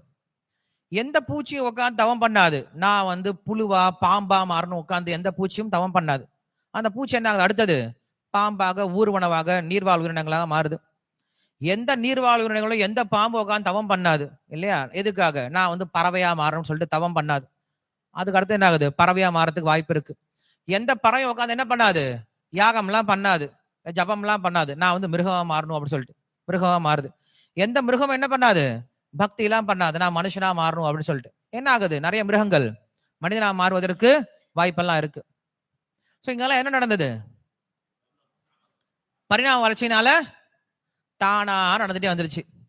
நாம இந்த ஒரு குணத்திலேயே பல காலம் பல உடம்புல இருந்துட்டு வந்துட்டோம் இல்லையா? இதே சம்ஸ்காரம் தான் இப்ப மனித உடம்புலயும் வந்துருச்சு நம்மளுக்கு. இங்க வந்ததுக்கு அப்புறமும் நடந்துக்க பாத்துக்கலாம், எல்லாம் நடக்கும் பாத்துக்கலாம். அப்படின்ட்டே வாழ்ந்துட்டு இருக்கோம். நம்ம என்ன நினைச்சிட்டு இருக்கோம், இந்த உடலை விட்ட பின்னாடி கண்டிப்பா நம்ம அடுத்த உடலுக்கு, தேவனுடைய உடலுக்கோ இல்ல மோட்சத்துக்கோ போயிடலாம் அப்படின்ற ஒரு எண்ணம் நம்மளுக்கு வந்துருது. இல்ல பக்திக்கே வந்தாலும் என்ன பண்றோம் அப்படின்னா, அது நடந்துடும் சார், நடந்துடும் அப்படின்னு நினைச்சிட்டு இருக்கோம். பட் நம்முடைய முயற்சி இல்லாமல், நம்முடைய விருப்பம், நம்முடைய முயற்சி இல்லாமல் எதுவுமே நடக்க போறது கிடையாது. பகவானே நமக்கு உதவி செய்யணும் அப்படின்னாலும் நமக்கு என்ன வேணும்? கண்டிப்பா முயற்சி அப்படிங்கிறது வேணும். முயற்சி இல்லாதவர்களுக்கு கடவுள் கூட என்ன பண்ணுவாரு? கைவிட்டுருவார். முயற்சி இருந்தது அப்படின்னா, நம்மால முடியல அப்படின்னா என்ன பண்ணுவார்? பகவான் வந்து கண்டிப்பா நம்மள தூக்கி விட்டுருவார் இல்லையா? முயற்சி ரொம்ப முக்கியம். நம்ம இந்த சின்ன பறவையினுடைய கதை கேள்விப்பட்டிருப்போம். ஒரு சின்ன பறவை என்ன பண்ணது, ஒரு கடல்ல, ஒரு சமுத்திரத்துக்கு பக்கத்துல கூடு கட்டின்னு இருக்கு. அது வெளில சாப்பாடு வாங்குறதுக்காக வெளில போயிடுச்சு. போய் இறையை பொறிக்கிட்டு வரதுக்காக வெளில போயிடுது. அப்ப பெரிய அலை வந்து என்ன பண்ணுது, சமுத்திரம் வந்து அந்த கூட்டை உள்ள இழுத்துட்டு போயிடுச்சு. அந்த பறவை வந்து பாக்குது, தன்னுடைய கூட்டை காணும். படபடபடன்னு அடிச்சுக்கிட்டு அழுகுது. தன்னுடைய குட்டையெல்லாம் காணமே, தன்னுடைய கூட்டை காணமேன்னு சொல்லி அழுகுது. அழுதுட்டு அவ சும்மா உட்காந்துருக்குல. அப்புறம் அந்த பறவை நினைச்சது, நான் இந்த சமுத்திரத்துக்கிட்ட இருந்து எப்படியும் என்னோட கூட்டை என்ன பண்ண போறேன், வாங்கிட்டு வர போறேன்னு சொல்லி முடிவு பண்ணிடுது. எப்படி வாங்கிட்டு வர போற? சமுத்திரத்தை முழுவதும் என்னால என்ன பண்ண முடியாது, பறந்தெல்லாம் போக முடியாது. அப்ப என்ன பண்ணலாம், சமுத்திரத்தை வத்தடிக்க போறேன் அப்படின்னு முடிவு பண்ணிடுச்சு. சமுத்திரத்தை எப்படி வத்தடிக்கிறது? போய் நிக்கிறது, கொஞ்சம் தண்ணியை உரியறது அப்படின்னு உறிஞ்சு இந்த பக்கம் வந்து பூ அப்படின்னு துப்புறது, அப்புறம் கொஞ்ச நேரம் உரியறது, இந்த பக்கம் துப்புறது, உரியறது துப்புறது, உரியறது துப்புறது, இப்படியே பண்ணிட்டு இருக்கு, காரியம் பண்ணிட்டு இருக்கு. தோட்டா கோபிநாத், நீ சொல்ற இப்படி பண்ண ஒரு ஓஷன்ல இருக்கக்கூடிய வாட்டரை காலி பண்ண முடியுமா? ஏன்டா முடியாது? ரொம்ப பெருசா இருக்கு, அதனால என்ன பண்ண முடியாது, காலி பண்ணவே முடியாது. அப்ப என்ன பண்ணலாம், எப்படி வாங்கலாம் அந்த உள்ள போச்ச ஒரு கூட்டை, எப்படி எப்படி பிடிச்சிட்டு வரலாம்? சமுத்திரம் கடலுக்குள்ள ஒரு கூட்டை தூக்கிட்டு போயிட்டு சொன்னேன்ல, அந்த கூட்டை எப்படி வாங்கிட்டு வர்றது மறுபடியும்? தண்ணியும் காலி பண்ண முடியாது சொல்லிட்டு அப்புறம் விட்டலாமா? அப்படியே விட்டலாமா? இன்னொரு கூடு கட்டிக்கலாமா? கூட்டுக்கா பஞ்சம், இன்னொரு கூடு கட்டிக்கலாம், இன்னும் வேணா முட்டை போச்சுக்கலாம் இல்லையா? தோட்டா கோபினா தெரியாது, அஃப்கோர்ஸ் தோட்டா கோபினா தெரியாது, நமக்கே தெரியாது இல்லையா? அவன் சின்ன பையனை போய் பிடிச்சி ராவடி பண்ண என்ன பண்ண, அடுத்த கிளாஸ்க்கே வர மாட்டான். ஸோ என்ன ஆகுது அப்படின்னா, அது வந்து தைரியமா இறங்கிடுச்சு, நான் செஞ்சிடறேன். இந்த முயற்சியில உயிரே போனாலும் பரவாயில்ல, முயற்சி பண்ணி உயிர் போனதுன்னு ஒரு பேராது இருக்கட்டும். ஒண்ணுமே பண்ணாம சோம்பேறித்தனமா உட்காந்து ஐயோ போயிடுச்சே, ஐயோ போயிடுச்சே, ஐயோ போயிடுச்சே, நான் ரொம்ப கஷ்டப்பட்டு கட்டனே போயிடுச்சேன்னு புலம்பிட்டு இருக்கிறதுக்கு பதிலா ஏதாவது ஒரு காரியத்தை பண்ணிட்டு உயிரை போட்டுமே அப்படின்னு சொல்லிட்டு பண்ணுது, தைரியமா செய்ய ஆரம்பிச்சது. இதை செஞ்சிட்டு இருந்தா சுத்தி நிறைய பேர் பார்த்துட்டு இருப்பாங்கல்ல, அதுங்க என்ன பண்ணலாம், சுத்தி இருக்கக்கூடிய மிருகங்கள்லாம் சரி நீ பண்ற இல்லையா, நானும் என்ன பண்றேன் உனக்கு சேர்ந்து உதவி பண்ண வரேன்னு சொல்லிட்டு என்ன பண்ணிருக்கலாம், எல்லாமே ஒட்டகமோ இல்ல யானையோ இல்ல வந்து புலியோ இல்ல குரங்கு எல்லாம் என்ன பண்ணிருக்கலாம், கொஞ்சம் கொஞ்சம் அதுவும் அதனுடைய பகுதியில தண்ணியை உறிஞ்சி வேலை கொட்டிருக்கலாம். அதுங்க அதை பண்ணுமா? அதுங்க பண்ணாது. அதுங்க பண்ணாது அப்படிங்கிறத காட்டிலும் இன்னும் ஒரு காரியத்தை சேர்த்து பண்ணும். அது என்ன பண்ண, எல்லாமே இதை பார்த்து சிரிக்குது. நீ எப்ப இதை போய் உறிஞ்சி, எப்ப கொட்டி, எப்ப தண்ணி நீ காலி பண்ணி, எப்ப உன் கூட்ட போய் பிடிக்க போற சொல்லிட்டு எல்லாம் கிண்டல் பண்ண ஆரம்பிச்சிருச்சுங்க. அப்ப ஏற்கனவே கூடு போயிடுச்சு அப்படின்ற துக்கம், இவ்வளவு பெரிய கடல் நான் வேற இப்ப காலி பண்ணுமே அப்படின்ற ஒரு முயற்சி, இது எல்லாத்துக்கு மேல சுத்தி இதுங்கன்னு சிரிக்கக்கூடிய ஏளனம், இது எல்லாத்தையும் தாங்கிட்டு என்ன பண்ணிட்டு இருக்கு, தன்னுடைய கடமையை மட்டும் சரியா செஞ்சிட்டு இருக்கு. அப்ப என்ன ஆகுதுன்னா, அங்க மேல கருடன் போயிட்டு இருந்தார். கருடன் பாக்குறாரு, அடே இந்த சின்ன ஒரு குருவி என்ன பண்ணுது, இவ்வளவு பெரிய காரியத்தை பண்ணிட்டு இருக்கே, இந்த தைரியத்துக்கு இந்த முயற்சிக்கு நான் கண்டிப்பா உதவி பண்ணட்டா அப்படி என்ன பண்ணாரு, கிடுகிடுன்ட்டு கருடன் இறங்கி வந்தார். கருடன் சொன்னாரு, இப்ப நான் என்ன பண்ண போறேன், சமுத்திரத்தை வத்தடிக்க போறேன் அப்படின்னு சொல்லி சொன்னார். சமுத்திரராஜன் கிடுகிடுன்னு வந்துட்டான். ஐயோ சுவாமி நீங்க வர வேண்டாம், ஏன்னா கருடன் நினைச்சா என்ன பண்ணலாம், ஒரு நிமிஷத்துல எல்லாத்தையும் உறிஞ்சிடலாம், ஏன்னா பகவானே தூக்கிட்டு போகக்கூடிய அளவுக்கு சக்தி இருக்கு அவருக்கு. சமுத்திரம் ஒரு பெரிய விஷயமா, அவர் நினைச்சா முடிச்சிடலாம். இதை பார்த்த உடனே எல்லாருக்கும் ஆச்சரியமே போயிடுச்சா, பலே இந்த சின்ன குருவி ஜெயிச்சிடுச்சுடா சொல்லிட்டு எல்லாரும் சந்தோஷப்பட்டாங்களாம். அந்த சின்ன குருவி எப்படி ஜெயிச்சது, ஜிம்முக்கு போய் என்ன பண்ணல, அங்க போய் உடம்பெல்லாம் தேதிட்டு வந்து தண்ணியை தூக்கி தூக்கி போடல. அது பண்ண ஒரே ஒரு விஷயம்தான், தன்னால எவ்வளவு முடியுமோ அந்த சக்திக்கு மீறிய முயற்சியை பண்ணது, கம்ஃபர்ட் ஜோன்ல இருந்து வெளில வந்தது. புரியுதா உங்களுக்கு? கம்ஃபர்ட் ஜோன் அப்படின்னா, கம்ஃபர்ட் ஜோன் அப்படின்னா இது போதும்பா, என்னால இவ்வளவுதான் முடியும், இதுவே ரொம்ப கஷ்டம் பிரபு, இதுக்கு மேல என்கிட்ட எதிர்பார்க்காதீங்க நீங்க அப்படின்னு நினைக்கிறது கம்ஃபர்ட் ஜோன். நம்ம என்ன பண்ணும், என்னால எவ்வளவு முடியுமோ, என்னால எவ்வளவு சக்தி இருக்கும், அந்த சக்தி என்ன பண்ணும், முழுமையாக நாம முயற்சியில் ஈடுபடணும். எந்த முயற்சியில் ஈடுபடணும், எந்த ஒரு செயல்பாடை செஞ்சாலும், குறிப்பா பக்தி விஷயங்கள்ல இல்லையா, பக்தி விஷயங்கள் நம்மளுக்கு என்ன வரக்கூடாது, சோர்வே வரக்கூடாது. இது எங்கனால எங்க ஆக போகுது பிரபு, இதெல்லாம் என்னால முடியுமா பிரபு, ஒரு சேவை சொன்ன உடனே முடியாது பிரபு, அதெல்லாம் என்னால, என்கிட்ட அதான் சொல்லாதீங்க, வேற யாரும் ஆளை பாருங்க அப்படின்னு சொல்லிடுறது. இல்லை டிஸ்கரேஜ் பண்றது, நானும் என்னால பண்ண முடியாது, உங்களாலையும் பண்ண முடியாது, விட்டுருங்க இதெல்லாம் அப்படின்னு சொல்றது. ஸோ அப்படி இருக்காம என்ன பண்ணும், முழு முயற்சி எடுக்கணும். அந்த முயற்சி எப்படி இருக்கணும் அப்படின்னா, மூடத்தனமாவும் இருக்கக்கூடாது, ஒரு வழிகாட்டுதல் கீழே இருக்கணும். இந்த கதையை நான் கதையா சொல்லிட்டேனே தவிர, நம்ம உடனே என்ன பண்ணக்கூடாது, இப்போ உடனே கிடுகிட நான் ராமேஸ்வரத்துக்கு போய் அங்க இருக்கக்கூடிய கடலா வத்தடிக்க போறேன் அப்படின்னு சொல்லிட்டு உடனே கிளம்பிடக்கூடாது. இந்த கதையெல்லாம் நம்மளுக்கு எதுக்காக சொல்லியிருக்காங்க அப்படின்னா, ஒரே ஒரு கருத்தை மட்டும் சொல்லிக் கொடுக்க தான் எடுத்திருக்காங்க. அந்த கதையை எடுத்துக்கூடாது. ஸோ அது போல இங்க என்ன பண்றான் அப்படின்னா, ஹிரண்யகசிபு கடும் தவம் இருக்க ஆரம்பிக்கிறான். அங்க நாரதர் வந்து சேர்றாரு. நாரதர் வந்து எப்படி சேர்ந்தார் அப்படின்னா, பகவான் ஏற்கனவே என்ன பண்றாரு, அவனை அனுப்பி வைக்கிறார், நாரதர் அனுப்பி வைக்கிறார், நீ பார்த்துக்கோன்னு சொல்லி அனுப்பி வைக்கிறார். ஏன்னா தர்மம் எப்ப இப்படிதான் வந்து நிற்கும், நமக்கு தெரியாமலேயே, நாம் கூப்பிடாமலேயே நம்மளுக்கு வந்து தர்மம் வந்து நிற்கும். நம்ம இது போன வாரம் கூட பார்த்துட்டு தான் நினைக்கிறேன். சீதை வந்து ராமாயணத்துல பார்த்தோம் அப்படின்னா உட்காந்துட்டு இருக்கா, அசோகவனத்துல உட்காந்துட்டு இருக்கா. ராவணன் வந்து மிரட்டிட்டு போறான். ஃபர்ஸ்ட் கெஞ்சி பாக்குறான், என்னுடைய ஆசைக்கு நீ இணங்கி வா, உன்னுடைய பட்ட மகிழ்ச்சியா மாத்திடுறேன், உனக்கு எல்லாத்தையும் கொடுத்துட்றேன், மண்டோதரையை விட உன்னை பெரிய இடத்துல வச்சிடுறேன், நீ எனக்கு இணங்கி வா அப்படின்னு சொல்றான். யார்கிட்ட போய் கேட்கறான் அவன், லக்ஷ்மி கிட்டே போய் கேட்கறான். லக்ஷ்மி கிட்டே காசை காட்டுறான் இல்லையா. பல்ராம் பிரபு கிட்ட போயிட்டு, பிரபு ஒரு 100 ரூபா கொடுத்துறேன், எனக்கு தீட்சை மட்டும் வாங்கி கொடுத்துருங்களேன் அப்படின்ற மாதிரி. அந்த மாதிரி ஒருத்தர் வந்து கேட்டார், எனக்கு முன்னாடியே கேட்டார், பிரபு உங்களுக்கு நான் 10,000 ரூபாய் நான் கொடுத்துறேன், எனக்கு 2வது தீட்சை மட்டும் வாங்கி கொடுத்துருங்க அப்படின்னு கேட்டார். நான் பார்த்து ஆச்சரியப்பட்டேன், என்னது 10,000 ரூபாய் டொனேஷன் கொடுத்துறேன் ப்ரோ, செகண்ட் டிஷன் வாங்கி கொடுத்துருங்க, கொஞ்சம் கூட குறையாலும் பரவாயில்ல, நான் போட்டு கொடுத்துறேன் அப்படின்ற மாதிரி ஆகி போயிடுச்சு. ஸோ அந்த மாதிரி வந்து லக்ஷ்மி கிட்டே என்ன கேட்கறான், வந்து பேரம் பேசுறான், கொஞ்சம் நான் பணங்கள்லாம் கொடுத்துறேன், கொஞ்சம் செட்டில்மெண்ட்லாம் பண்ணி கொடுக்குறேன். சீதைக்கு சிரிக்கிறதா இல்லை அழுகிறதான்னு தெரியல, சீதை எதுவும் பேசவே இல்லை. அதுக்கப்புறம் என்ன பண்றான், முதல்ல கெஞ்சி பார்த்தான், அப்புறம் மிஞ்ச பார்க்க ஆரம்பிச்சிட்டான். ஏய் சொல்ற பேச்ச கேட்கறியா இல்லை, இனிமேல் ராமன்லாம் வரமாட்டான், அப்படியே ராமன் வந்தாலும் அவன் என்ன பண்ணிடுவேன், நான் கொண்டுடுவேன், எங்கள் நிறைய பேர் இங்க இருக்காங்க, உன ஒண்ணும் பண்ண முடியாது அப்படின்னு சொல்லிட்டு பெரிய வீரவசனம் எல்லாம் பேசுறான்.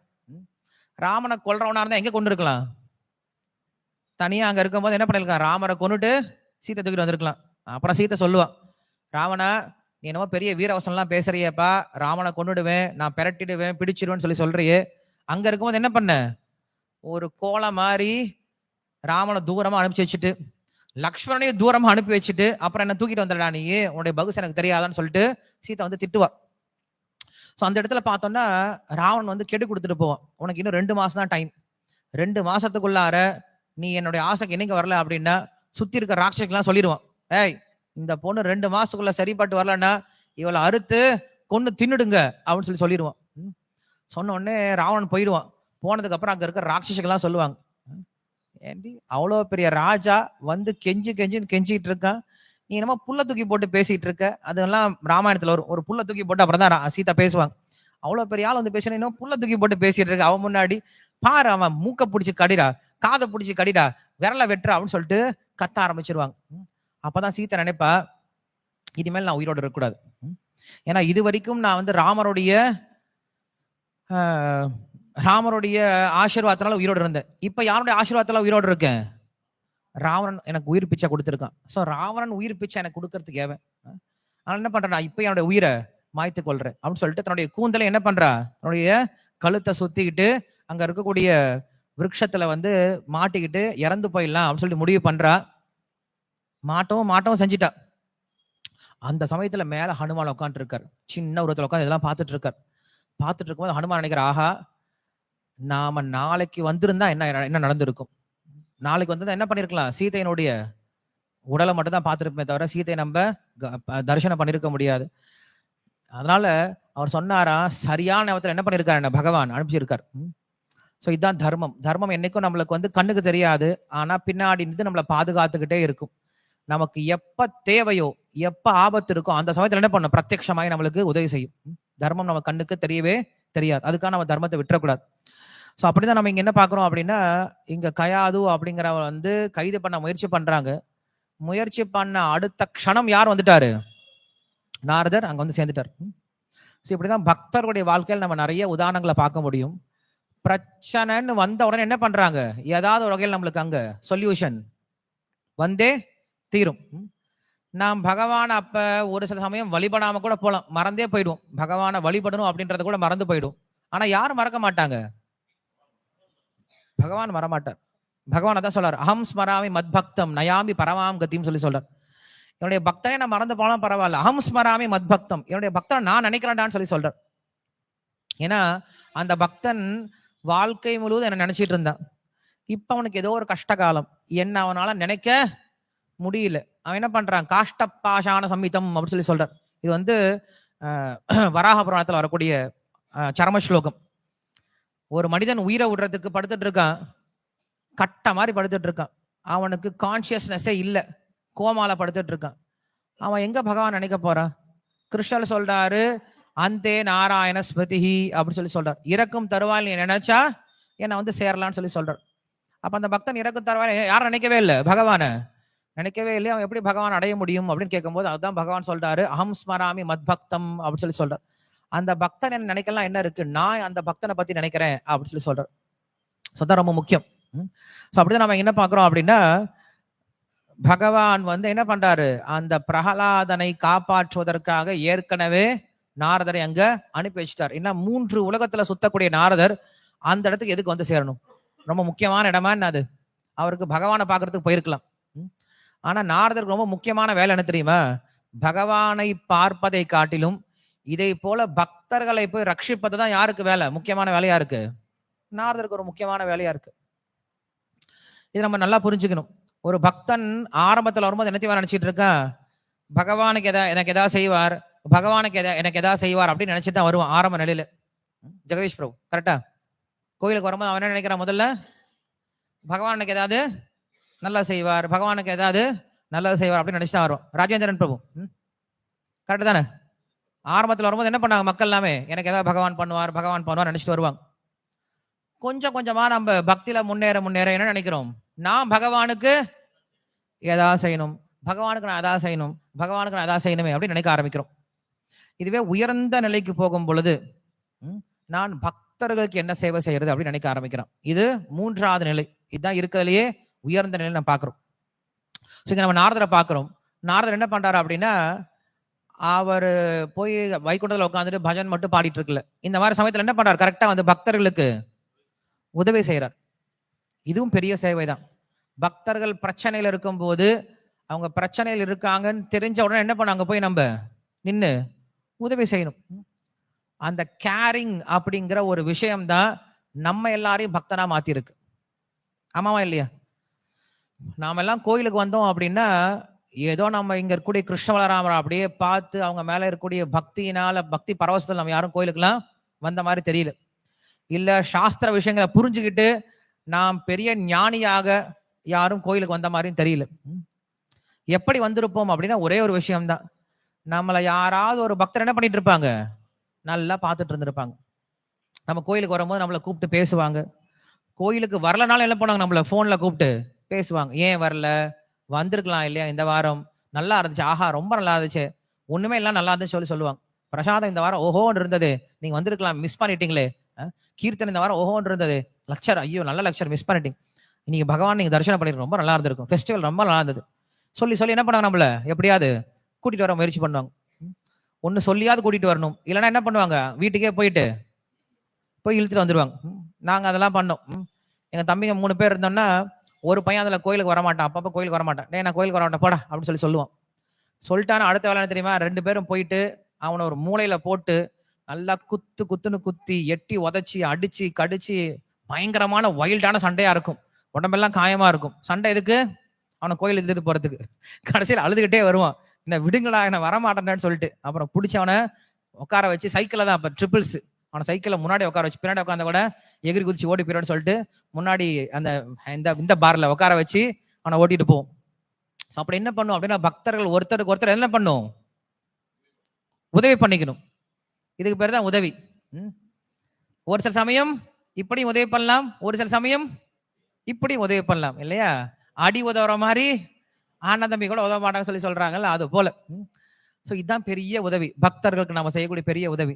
என்ன பண்ணும், எப்படியாவது அவங்கள பக்தி சேவைக்கு யார் போன் அடிச்சது, இப்ப எனக்கு உதவி பண்ணுங்க நீங்க எல்லாருமே. யார் போன் அடிச்சது அவங்களே கை தூக்கிருங்க.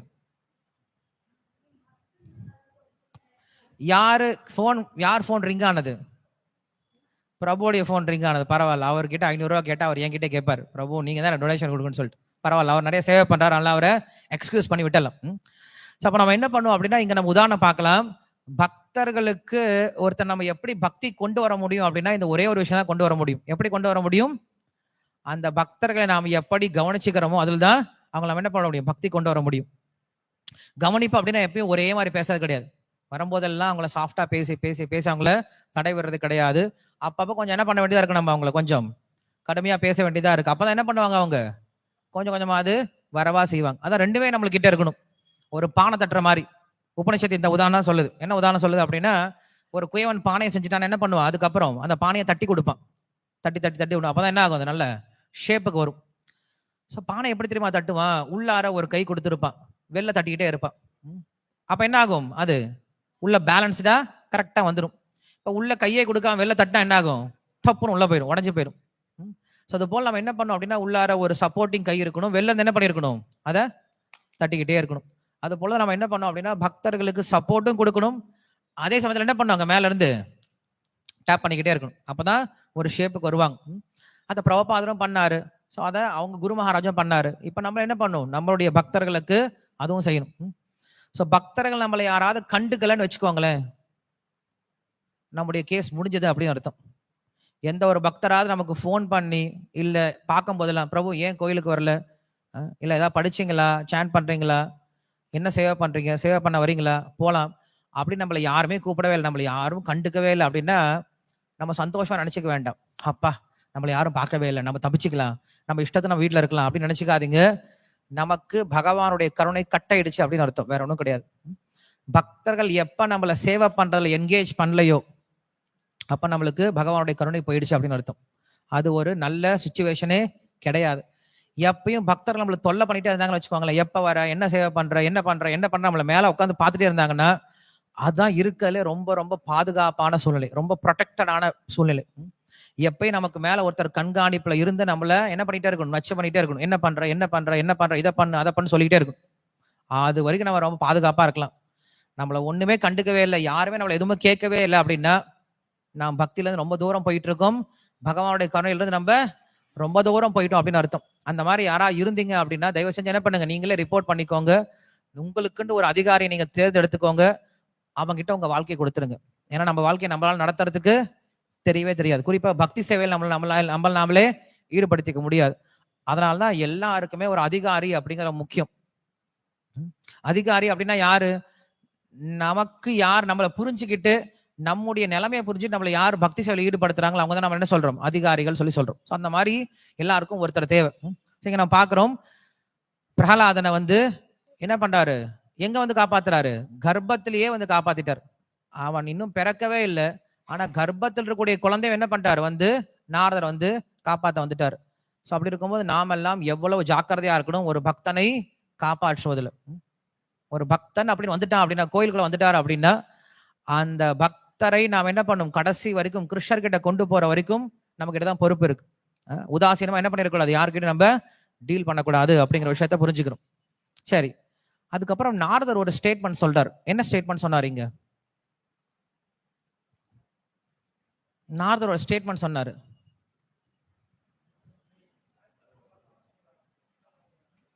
பிறக்க போற குழந்தை, சத்தமா கொஞ்சம் என்ன சொல்றீங்க கேட்கல, பிறக்க போற குழந்தை அப்படி சொல்லவே இல்லை, நீங்க லேட்டா வந்தீங்க கிளாஸ்க்கு. படிச்சேன்ல, நம்ம இங்க படிச்சதுன்னு சொல்லுங்க, யாருக்கு ஞாபகம் இருக்குன்னு பார்க்கலாம். எத்தனை பேரு பொருளுரை மொழிபெயர்ப்பு பொருளுடைய கேட்டீங்கன்னு பார்க்கலாம். ஏன்னா நான் தமிழ்லையும் படித்தேன், இங்கிலீஷ்லையும் படித்தேன், 2 லாங்குவேஜ் வேற மெனக்கட்டு படிச்சிருக்கேன். மொழிபெயர்ப்பு பொருளுடைய கேட்கும் போது எங்கேயோ கவனம் வச்சுட்டு இருக்கிறது. கொஸ்டின் இன்னொரு சொல்றதா, கொஸ்டினே நீ மறுபடியும் கேட்கற, கண்டிப்பா ஞாபகம் இருக்காது, விடு. Very good. இப்ப எல்லாரும் கை தட்டுங்க பார்க்கலாம் பிரபுக்கு. ஏன் தட்ட சொன்னா அப்படின்னா கொஞ்சமா தூக்கத்துல இருந்து வெளில வரலாம் அப்படின்னு தான். நிறைய பேர் அதையும் கை தட்டவே இல்லை. வீட்டுக்கு போய் தட்டுவாங்களோ என்னமோ தெரியல. என்ன தெரியுமா சொன்னாரு அவரு? நாரதர் என்ன தெரியுமா சொன்னாரு? நீ என்னதான் முயற்சி பண்ணாலும் அந்த குழந்தை என்ன பண்ண முடியும் உன்னால? கொல்லவே முடியாதான்னு சொல்லிட்டாரு. அவர் வந்து நீ கயாதோ விட்டுரு, கயாதோ வந்து பக்தை, அவளுக்குள்ளார வந்து ஒரு பக்தன் இருக்கான் அப்படிலாம் என்ன பண்ணவே இல்லை, பரிஞ்செல்லாம் பேசவே இல்லை. என்ன தெரியுமா சொல்லிட்டார் ஒரே வார்த்தையில? அந்த குழந்தைய முடிஞ்சா நீ தொட்டுப்பார் அப்படின்ற ரீதியில தான் சொன்னார். ஏன்னா நாரதருக்கு நல்லா தெரியும் இந்த குழந்தைய ஹிரண்யகசிபு என்ன பண்ண முடியாது, தொட முடியாதுடா, கொல்றது கிடையாது, தொடவே முடியாது அப்படின்ற நாரதர் தெரிஞ்சே என்ன பண்றாருங்க, ஹிரண்யகசிபுவாலே தொட முடியாது, நீ முடிஞ்சா தொட்டு தான் பாரு. தொட்டா என்ன ஆகும்? ஹிரண்யகசிபுக்கு முன்னாடி பகவான் நரசிம்ம அவதாரம் வந்து உன்னை முடிச்சிருவார் இல்லையா? அதனால விற்று அப்படின்னு சொல்றதுக்கு பதில் என்ன பண்றாரு, இப்படி மறைமுகமா சொல்றார். இப்படியாக ஒரு பக்தனை அழிக்கிறது கிடையாது, ஒரு பக்தனை அழிக்கணும் நினைப்பு கூட நம்மளுக்கு ரொம்ப ஆபத்துகரமானது அப்படின்னு சொல்றார். ஒரு பக்தனை வந்து 3 வகையில் என்ன பண்ணலாம், அபராதம் பண்ணலாம். ஒன்று மனசால, இன்னொன்று வாக்கால, இன்னொன்னு உடலால. மனசால என்ன பண்றோம், திட்டிக்கிறோம். பார்த்த உடனே இவன் வந்துட்டாரா, இவர் வந்துட்டா, இவன் எதுக்கடா வந்துட்டு இருக்காரு, எல்லாம் என்னடா வேலை, மனசுலயே என்ன பண்றோம், அவங்கள பார்த்து பயங்கரமா புழுங்கிக்கிறோம். 2வது வாயிலே பேச ஆரம்பிச்சிடும். நீங்களாம் ஏன் பிரபு இருந்துட்டு இருக்கீங்க இத்தனை வருஷமா, அதெல்லாம் ஒன்னும் பிரயோஜனம் இல்லை அப்படி இப்படின்ட்டு ஏதோ பேச ஆரம்பிச்சிடும். 3வது ஸ்டேஜ் என்னது, படார்னு ஏதாவது டப்புன்னு அடிச்சிடுறது. நடந்திருக்கு, நடக்காமலாம் கிடையாது. இந்த 3 விதத்துல நம்ம என்ன பண்ணலாம், ஒரு பக்தனுக்கு அபராதம் பண்ண முடியும். ஆனா இங்க என்ன தெரியுமா சொல்றாரு பகவான், நீ ஒரு பக்தனை என்ன பண்ணிடாத, மனசால கூட தப்பா நினைச்சிடாது. மனசால் நினைச்சாவே என்ன பண்ணுவாரா பகவான், அங்க வந்துருவேன் அப்படின்னு சொல்றார். ஸோ அதான் இங்க நம்ம பார்த்து தெரிஞ்சுக்க வேண்டிய விஷயம். ஸோ அதனால நாம் ரொம்ப ஜாக்கிரதையா இருக்கணும். கலியுகத்துல இந்த ஒரு லீனியன்சி இருக்கு. என்ன லீனியன்சி இருக்கு அப்படின்னா, நீ மனதால பாவம் பண்ண இல்ல வார்த்தையால பாவம் பண்ண அப்படின்னா அதுக்கு எஃபெக்டே கிடையாது. எப்ப உடலால பாவம் பண்றியோ அப்பதான் எஃபெக்ட். அதே சமயத்துல நீ மனதால அபராதம் பண்ணாலுமே கூட என்ன இருக்கு, அதுக்கு கண்டிப்பா எஃபெக்ட் இருக்கு, அதுக்கு தண்டனை இருக்கு அப்படின்றத நம்ம பார்க்கவும் முடியுது. ஆனா ஸ்ரீல பிரபுபாதர் ஒரு முறை ஒரு சிஷ்யர் பார்த்து சந்திச்சு பேசுறாரு. ரொம்ப தைரியமான சிஷ்யரா இருப்பார் நினைக்கிறேன். அவர் பார்த்து பிரபுபாத் கிட்ட சொல்றார், பிரபுபாத் என்னுடைய மனசுல அப்பப்ப கொஞ்சம் பைத்தியக்காரத்தனமான எண்ணங்கள்லாம் வருது. நல்ல எண்ணம் வந்தாதான்ப்பா ரொம்ப அதிசயம், பைத்தியக்காரத்தனமான எண்ணம் வந்து அதெல்லாம் அதிசயமே கிடையாது, சொல்லு என்ன வருது கிட்ட சொல்லாமா, தைரியமா சொல்லு, இல்ல தப்பா நினைச்சிக்க மாட்டீங்கல்ல, இவ்வளவு சொல்லிட்டு இதுக்கு மேல தப்பா சொல்ல நினைக்க முடியும், சொல்லிரு. என்னுடைய மனசுல எனக்கு திடீர்னு அப்பப்ப என்ன வருது, உங்களை போட்டு குத்துன்னு எனக்கு தோணுது, நல்லா அடிக்குன்னு தோணுது எனக்கு. என்னுடைய மனசு அப்பப்ப ரொம்ப பைத்தியக்காரத்தனமா உங்களை வந்து இப்படிலாம் செய்யணும்னு சொல்லி தோணுது, என்ன பண்றது அப்படின்னு சொல்லி சொன்னார். கண்ணை மூடிக்கிட்டாரு. கண்ணை மூட்டு ஜஸ்ட் கோ அண்ட் சாண்ட் சொல்லி அனுப்பிச்சு விட்டார். என்ன காரணம் அப்படின்னா நம்முடைய மனசு அப்படிதான் இருக்கும். கண்டிப்பா மனசு அவ்வளவு கெட்டு போய் இருக்கிறதுனால நமக்கு எவ்வளவுதான் பெரிய நபர்கள் நம்ம பார்த்தே வளர்ந்துட்டு இருப்போம், எவ்வளவு பெரிய பக்தரா இருந்தாலும் சன்னியாசிகளா அந்த குருவா இருந்தாலுமே கூட மனசு அப்பப்ப என்ன பண்ணும் அப்படின்னா சஞ்சலப்பட்டு ஏதாவது இந்த மாதிரி யோசிச்சுட்டு தான், கிறுக்குத்தனமா யோசிச்சுட்டு தான் இருக்கும். மனசுல யோசிக்கிறத மனசோட புதைச்சிருங்க, எது கொண்டு வந்துடாதீங்க, வாய் வரைக்கும் செயல் கிடையாது, வாய் வரைக்கும் வந்துடாதீங்க. வாய்க்கு வந்தாவே அப்புறம் செயல்பாடா வந்துடும். ஆனா மனசுல ஒரு எண்ணம் தோன்றுச்சு, அந்த மனசோட என்ன பண்ணுங்க அங்கேயே க்ளோஸ் பண்ணிருங்கன்னு சொல்லுவார். பிரபுபாதர் சொல்லி அமைச்சார். அது போல இங்க நாரதர் சொல்லிட்டாரு, பிரகலாதனன் என்ன பண்ணாத, மனசால கூட உன்னால தொடவே முடியாதான்னு சொல்லிட்டு என்ன பண்ணாரு, சவால் விட்டு அனுப்பிச்சு விட்டார். இங்க வந்து பிரபுபா உதாரணம் கொடுக்குறாரு, பொருளை சொல்றாரு. அர்ஜுனன் கிட்ட கிருஷ்ணர் சொன்ன மாதிரி அர்ஜுனன் வந்து ஒரு கேள்வி கேட்கிறான் கிருஷ்ணர் கிட்ட, ரொம்ப சுவாரஸ்யமான கேள்வி கேட்கிறான். இந்த கேள்வி எங்க வருது, நமே பக்த பிரணஷதி எதுல வருது, 9வது அத்தியாயத்துல வருது. 9வது அத்தியாயத்துல வருது. ஆனா இதற்கு முன்னாடி ஏதாவது ஒரு கொஸ்டின் கேட்டிருப்பான் இல்லையா? என்ன கொஸ்டின் கேட்டிருப்பான் அர்ஜுனன்? என்ன கொஸ்டினுக்காக இது வந்தது பகவத்கீதையில? சரி, பகவான் வந்து ஒரு பக்தனுடைய நிலைமையை பத்தி பேசிட்டு இருக்கார். பக்தன் இழிவடைவது கிடையாது, நாசமாவது கிடையாது அப்படிங்கிற விஷயத்தை பத்தி பேசிட்டு இருக்கார். பேசிட்டு இருக்கும்போது கிருஷ்ணர் சொல்றார், அர்ஜுனன் சொல்றார், அர்ஜுனா எந்திரிச்சு சொல்றா, என்னுடைய பக்தன் நாசமாவதில்லைன்னு சொல்றா அப்படின்றார். அர்ஜுனன் எந்திரிச்சு நின்னா, கிருஷ்ண பக்தன் நாசமாவதில்லை அப்படின்னு சொல்லி சொல்றான். டேய் உங்களை என்னடா சொன்னேன்? கிருஷ்ண பக்தன் நான் சொன்னேன் இல்ல, என்னுடைய பக்தன் நாசமாவதில்லை சொல்றா அப்படின்னா அவனுக்கு ரொம்ப சந்தோஷம் ஆயிடுச்சு. நமே பக்த பிரணஷ்யதி அப்படின்னு சொல்லிட்டான், என்னுடைய பக்தன் நாசமாவதே கிடையாது அப்படின்னு சொல்லிட்டான். இப்பதான் சொல்றேன் கரெக்ட் அப்படின்னு சொன்னார். என்ன காரணம்னா, நாம் கிருஷ்ணனுடைய பக்தன் ஆகிறத காட்டிலும் கிருஷ்ண பக்தர்களுடைய பக்தனா மாறிட்டோம் அப்படின்னா நமக்கு நாசமே கிடையாது அப்படின்னு சொல்றார். எது அபாசரய ஆசரையாக அப்படின்னு சொல்லிட்டு சுகதேவ கோசாமி சொல்வார் ஸ்ரீமத் பாகவத்துல. இந்த கலியுகத்துல மக்கள் எல்லாம் எப்படி இருக்காங்க அப்படின்னா, அது என்னது, என்ன ஸ்லோகம் வரும், புனிந்த புல்கஷா அப்படின்னு ஒரு ஸ்லோகம் வருமே, எல்லாரும் மறந்து போயிடுச்சு. ஃபர்ஸ்ட் எப்படி ஆரம்பிக்கும் அது? எனிவே ஒரு ஸ்லோகத்துல என்ன சொல்லுவார் அப்படின்னா, இந்த உலகத்துல ரொம்ப தாழ்ந்த இனம் சொல்லக்கூடியவங்க யாரு? சூத்திரர் கீழே இருக்கவங்க. அவங்களாம் ரொம்ப தாழ்ந்த இனம் சொல்லப்படக்கூடியவங்க. அவங்களுக்கெல்லாம் வேதமே செல்லுபடி ஆகாது. வேதம் யாருக்கு தெரியுமா செல்லுபடி ஆகும்? 4 நாளுக்கு தான் செல்லுபடி ஆகும். பிராமண, க்ஷத்ரிய, வைஷ்ய, சூத்திரர்களுக்கு மட்டும் தான் வேதம் செல்லுபடி ஆகும். அப்ப இது கீழே இருக்கவங்களுக்கெல்லாம் வேதமே கிடையாது. அவங்களாம் வேதத்துடைய ஸ்கோப்புக்குள்ளார வர்றதே இல்லை. மிலேச்சா, யவ்வன, புலாந்திர, புலிந்த, புல்கஷா அப்படின்னு சொல்லிட்டு ஒரு பெரிய லிஸ்டே கொடுப்பார். இவங்கெல்லாம் வேதத்திற்கு அப்பாற்பட்டவர்கள். இவங்களுக்கெல்லாம் வேதமே செல்லுபடியாது. அப்படி இருக்கும்போது இவங்கெல்லாம் எப்படி காப்பாத்துறது? இவங்கெல்லாம் யாரு காப்பாற்ற முடியும் அப்படின்னு கேட்கும்போது, எது அபாசரயாசரையாக அப்படின்னு சொல்லுவார். இவங்கெல்லாம் பண்றதுக்கு, இவங்கெல்லாம் காப்பாற்ற ஒரே ஒரு வழிதான் இருக்கு. என்ன வழி இருக்கு அப்படின்னா, எவன் ஒருவன் ஒரு பக்தனுடைய பாதத்தை கெட்டியா பிடிச்சுக்கிறானோ அவன் தான் என்ன பண்ண முடியும், அந்த பக்தனுடைய கருணையினால இவங்கெல்லாம் மோட்சம் போக முடியும்னு சொல்லுவார். ஸோ நமக்கெல்லாம் ஒரே ஒரு ஸ்கோப் இருக்கு அப்படின்னா அந்த ஒரு ஸ்கோப் மட்டும் தான் இருக்கு. நாம எல்லாருமே 4 கேட்டகரிக்குள்ளாரையும் வரமாட்டோம். பிராமண, க்ஷத்ரிய, வைஷ்ய, சூத்ரன் 4 கேட்டகரிக்குள்ளார நம்ம எல்லாருமே வர்றது ரொம்ப கஷ்டம் தான். ஏன்னா சூத்ரன் அப்படிங்கிறதே பெரிய குவாலிட்டி. நம்ம நினைச்சிருக்கோம் சூத்ரர்கள்லாம் ரொம்ப தாழ்ந்தவர்கள் அப்படின்னு சாசனம் சொல்லி நினைச்சிட்டு இருக்கோம். பட் சூத்ரன் அப்படிங்கிறது ரொம்ப பெரிய குவாலிட்டி. சூத்ரனுடைய முதல் குவாலிட்டி அப்படின்னா கிளீன்லினஸ். அதுவே நம்ம கிட்ட கிடையாது. 2வது டிசிப்ளின்.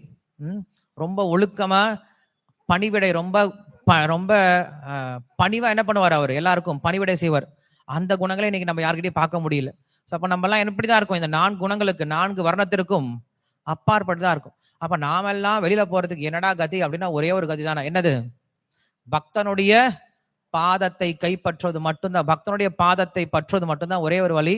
அதை ஸ்ரீல பிரபுபாதர் எழுதுவார். ஸோ அதனால இந்த கலியுகத்துல நீங்க மோட்சம் பெறணும் அப்படின்னா பக்தர்களை ஆசிரியத்து தான் என்ன பண்ண முடியும், நீங்க மோட்சம் அடைய முடியுமே தவிர மற்ற வழிகளால் அடைய முடியாது அப்படிங்கிற விஷயத்த ரொம்ப தெளிவா சொல்லுவார். இப்போ இங்க நம்ம பிரகலாதனுடைய சரித்திரத்துல பார்க்க முடியுது, எப்படி நாரதர் ஒரு பக்தன் இன்னொரு பக்தருக்கு உதவி பண்றார்.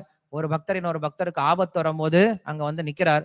ஒரு பக்தன் பகவான் வரும்னு எதிர்பார்த்துட்டு இருக்காங்க. எல்லாத்துக்கும் பகவான் வந்ததான் காப்பாற்றணும்.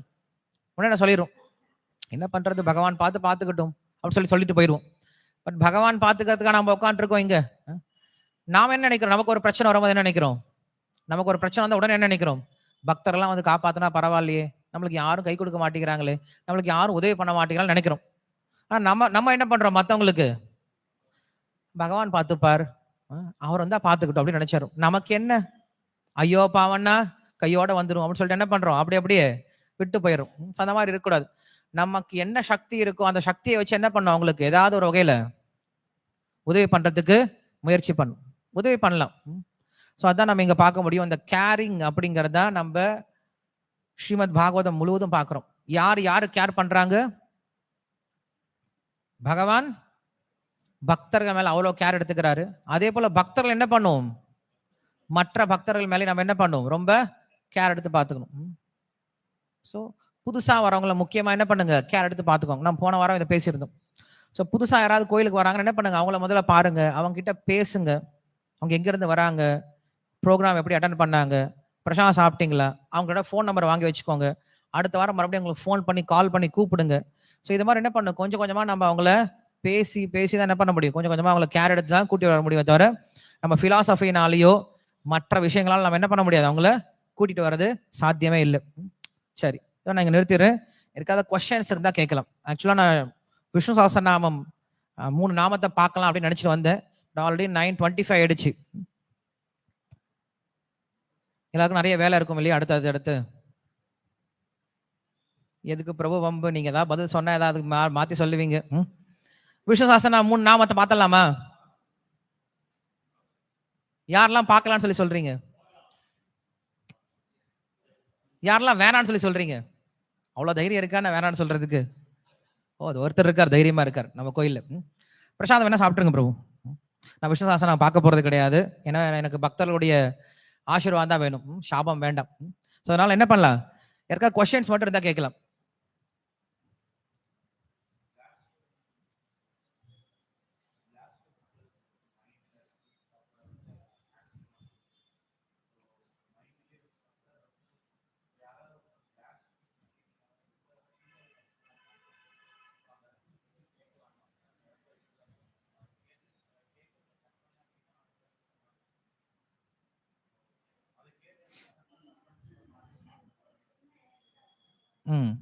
கொஸ்டின் என்ன அப்படி, ஒரு நிமிஷம் இங்க முடிச்சுட்டு வேற என்ன கொஸ்டின் கேட்கறாரு அப்படின்னா, இப்போ வந்து ஒரு பக்தர் இன்னொரு பக்தரை பத்தி திட்டக்கூடாது அப்படின்னு சொல்லி பேசி சொல்லிட்டு இருந்தீங்க. ஸோ அதுல 2 பேர் பேசிக்கிறாங்க. நான் நின்று கேட்டுதான் இருக்கேன். இல்ல என்கிட்ட பேசுறாங்க. ஒரு பக்தர் இன்னொரு பக்தரை பத்தி தப்பா என்கிட்ட பேசுறாங்க. பேசுற பக்தர் ரொம்ப மூத்த பக்தர். அவர் என்ன பண்றாரு, என்கிட்ட இன்னொரு மூத்த பக்தரை பத்தி தப்பா பேசுறாரு. இப்ப நான் என்ன பண்ணும் இல்லையா? இதை நான் கேட்டுட்டு இருக்கணுமா இல்ல விட்டுட்டு போயிடணுமா? கேட்கல, விட்டுட்டு போனா, பாதையில விட்டுட்டு போனா என்ன நினைப்பாரு சொல்றவரு? ஹரிகதை பாதையில நின்று படிச்சுட்டு இவர் கஷ்டப்படுவாரு இல்லையா? கேட்டுட்டு இருந்தா, ஐயோ இந்த மூத்த பக்தர் இப்படி தப்பா சொல்றாருன்னு சொல்லிட்டு என்னுடைய மனசு கஷ்டப்படும். இதுவும் அபராதம் ஆகி போயிடும். என்ன பண்றது அப்படிங்கறதா கொஸ்டின் இல்லையா?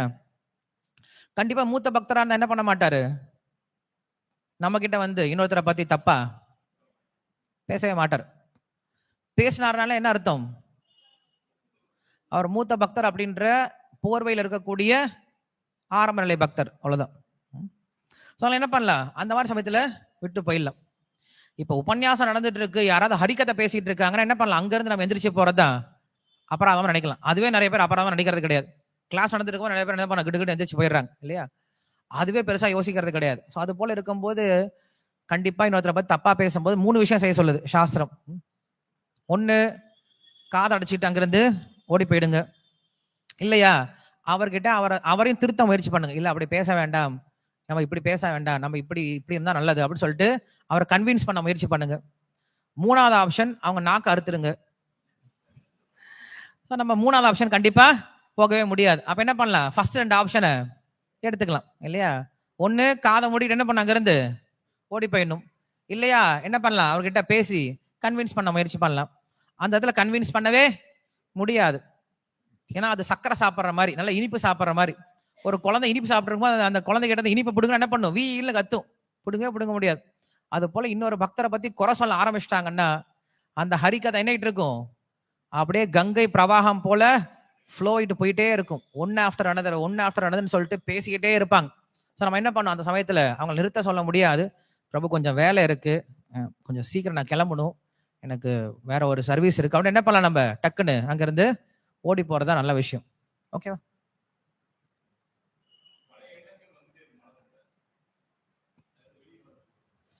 புது எண்ணங்கள் நிறைய உள்ள கொண்டு வரணும். சம்ஸ்காரங்கள் சொல்லி சொல்றோம் இல்லையா? சம்ஸ்காரங்கள் அப்படிங்கிற நம்முடைய பல எண்ணங்கள் தான் சம்ஸ்காரங்கள் சொல்லி சொல்றோம். ஸோ அப்போ நம்ம என்ன பண்றோம், டிவோஷனல் சர்வீஸை புது சம்ஸ்காரங்களை உள்ள கொண்டு போக முயற்சி பண்றோம். பகவானை தரிசனம் பண்றது. ஸோ பகவானை தரிசனம் பண்றது அப்படின்னா ஏதோ வந்தா அப்படியே மேலே கீழே பார்த்துட்டு போயிடுறது கிடையாது. கீழே இருந்து மேலே வரைக்கும் என்ன பண்ணணும், பொறுமையா பார்க்கணும், ஒவ்வொரு அங்கமா பார்க்கணும். எப்படி நம்ம வந்து வெளியில் இருக்கக்கூடிய ஒரு அழகான பொருளை அவ்வளவு ரசிச்சு ருசிச்சு பார்க்கிறோமோ அது போல என்ன பண்ணும், பகவானையும் பார்க்க ஆரம்பிக்கணும். வேற விஷயங்களை எப்படி ரசிச்சு ருசிச்சு கேட்கிறோமோ அதே போல என்ன பண்ணும், பகவானை நாமத்தையும் கேட்க முயற்சி பண்ணும்.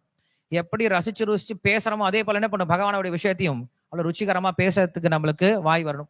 இப்படியாக நாம் நல்ல எண்ணங்களை நிறைய உள்ள அனுப்ப என்ன ஆகும், நம்முடைய இருக்கக்கூடிய தேவையில்லாத சம்ஸ்காரங்கள்லாம் நம்மளை விட்டு போக ஆகும். அது ஒண்ணுதான் வழி, வேற வழியே கிடையாது.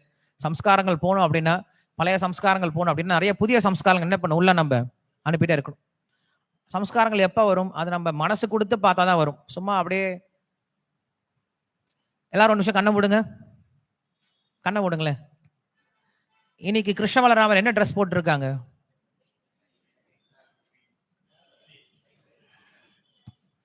ஒரு சிலர் சொன்னீங்க, ஒரு சிலரால சொல்லவே முடியல. இன்னைக்கு காலைல மங்களாரத்தில கிருஷ்ண பலராமன் என்ன ட்ரெஸ் போட்டிருந்தாங்க?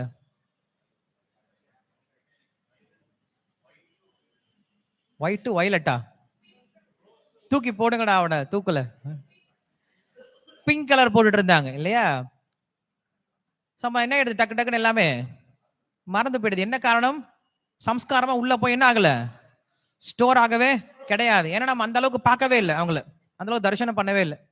இப்ப நான் கேட்டா கூட இன்னைக்கு நம்ம பேசின விஷயத்துல இருந்து பகவானுடைய குணத்தையோ இல்ல பக்தருடைய குணத்தையோ சொல்லுங்க அப்படின்னா நம்மளுக்கு ஞாபகம் வராது. நமக்கு என்ன தெரியுமா ஞாபகம் வரும்? நம்ம அடிச்ச ஜோக்கு, நம்ம பேசின உதாரணங்கள் தான் ஞாபகம் வருமே தவிர முக்கியமான பிலாசபிக்கல் பாயிண்ட் நம்ம என்ன பண்ணுவோம், டக்கு டக்குன்ட்டு மறந்து போயிடும். ஏன்னா நம்ம கவனமா கேட்கறது கிடையாது. ஸோ அதனால நம்ம எந்த காரியத்தை பண்ணாலும் கான்சியஸா பண்ண ஆரம்பிக்கணும்.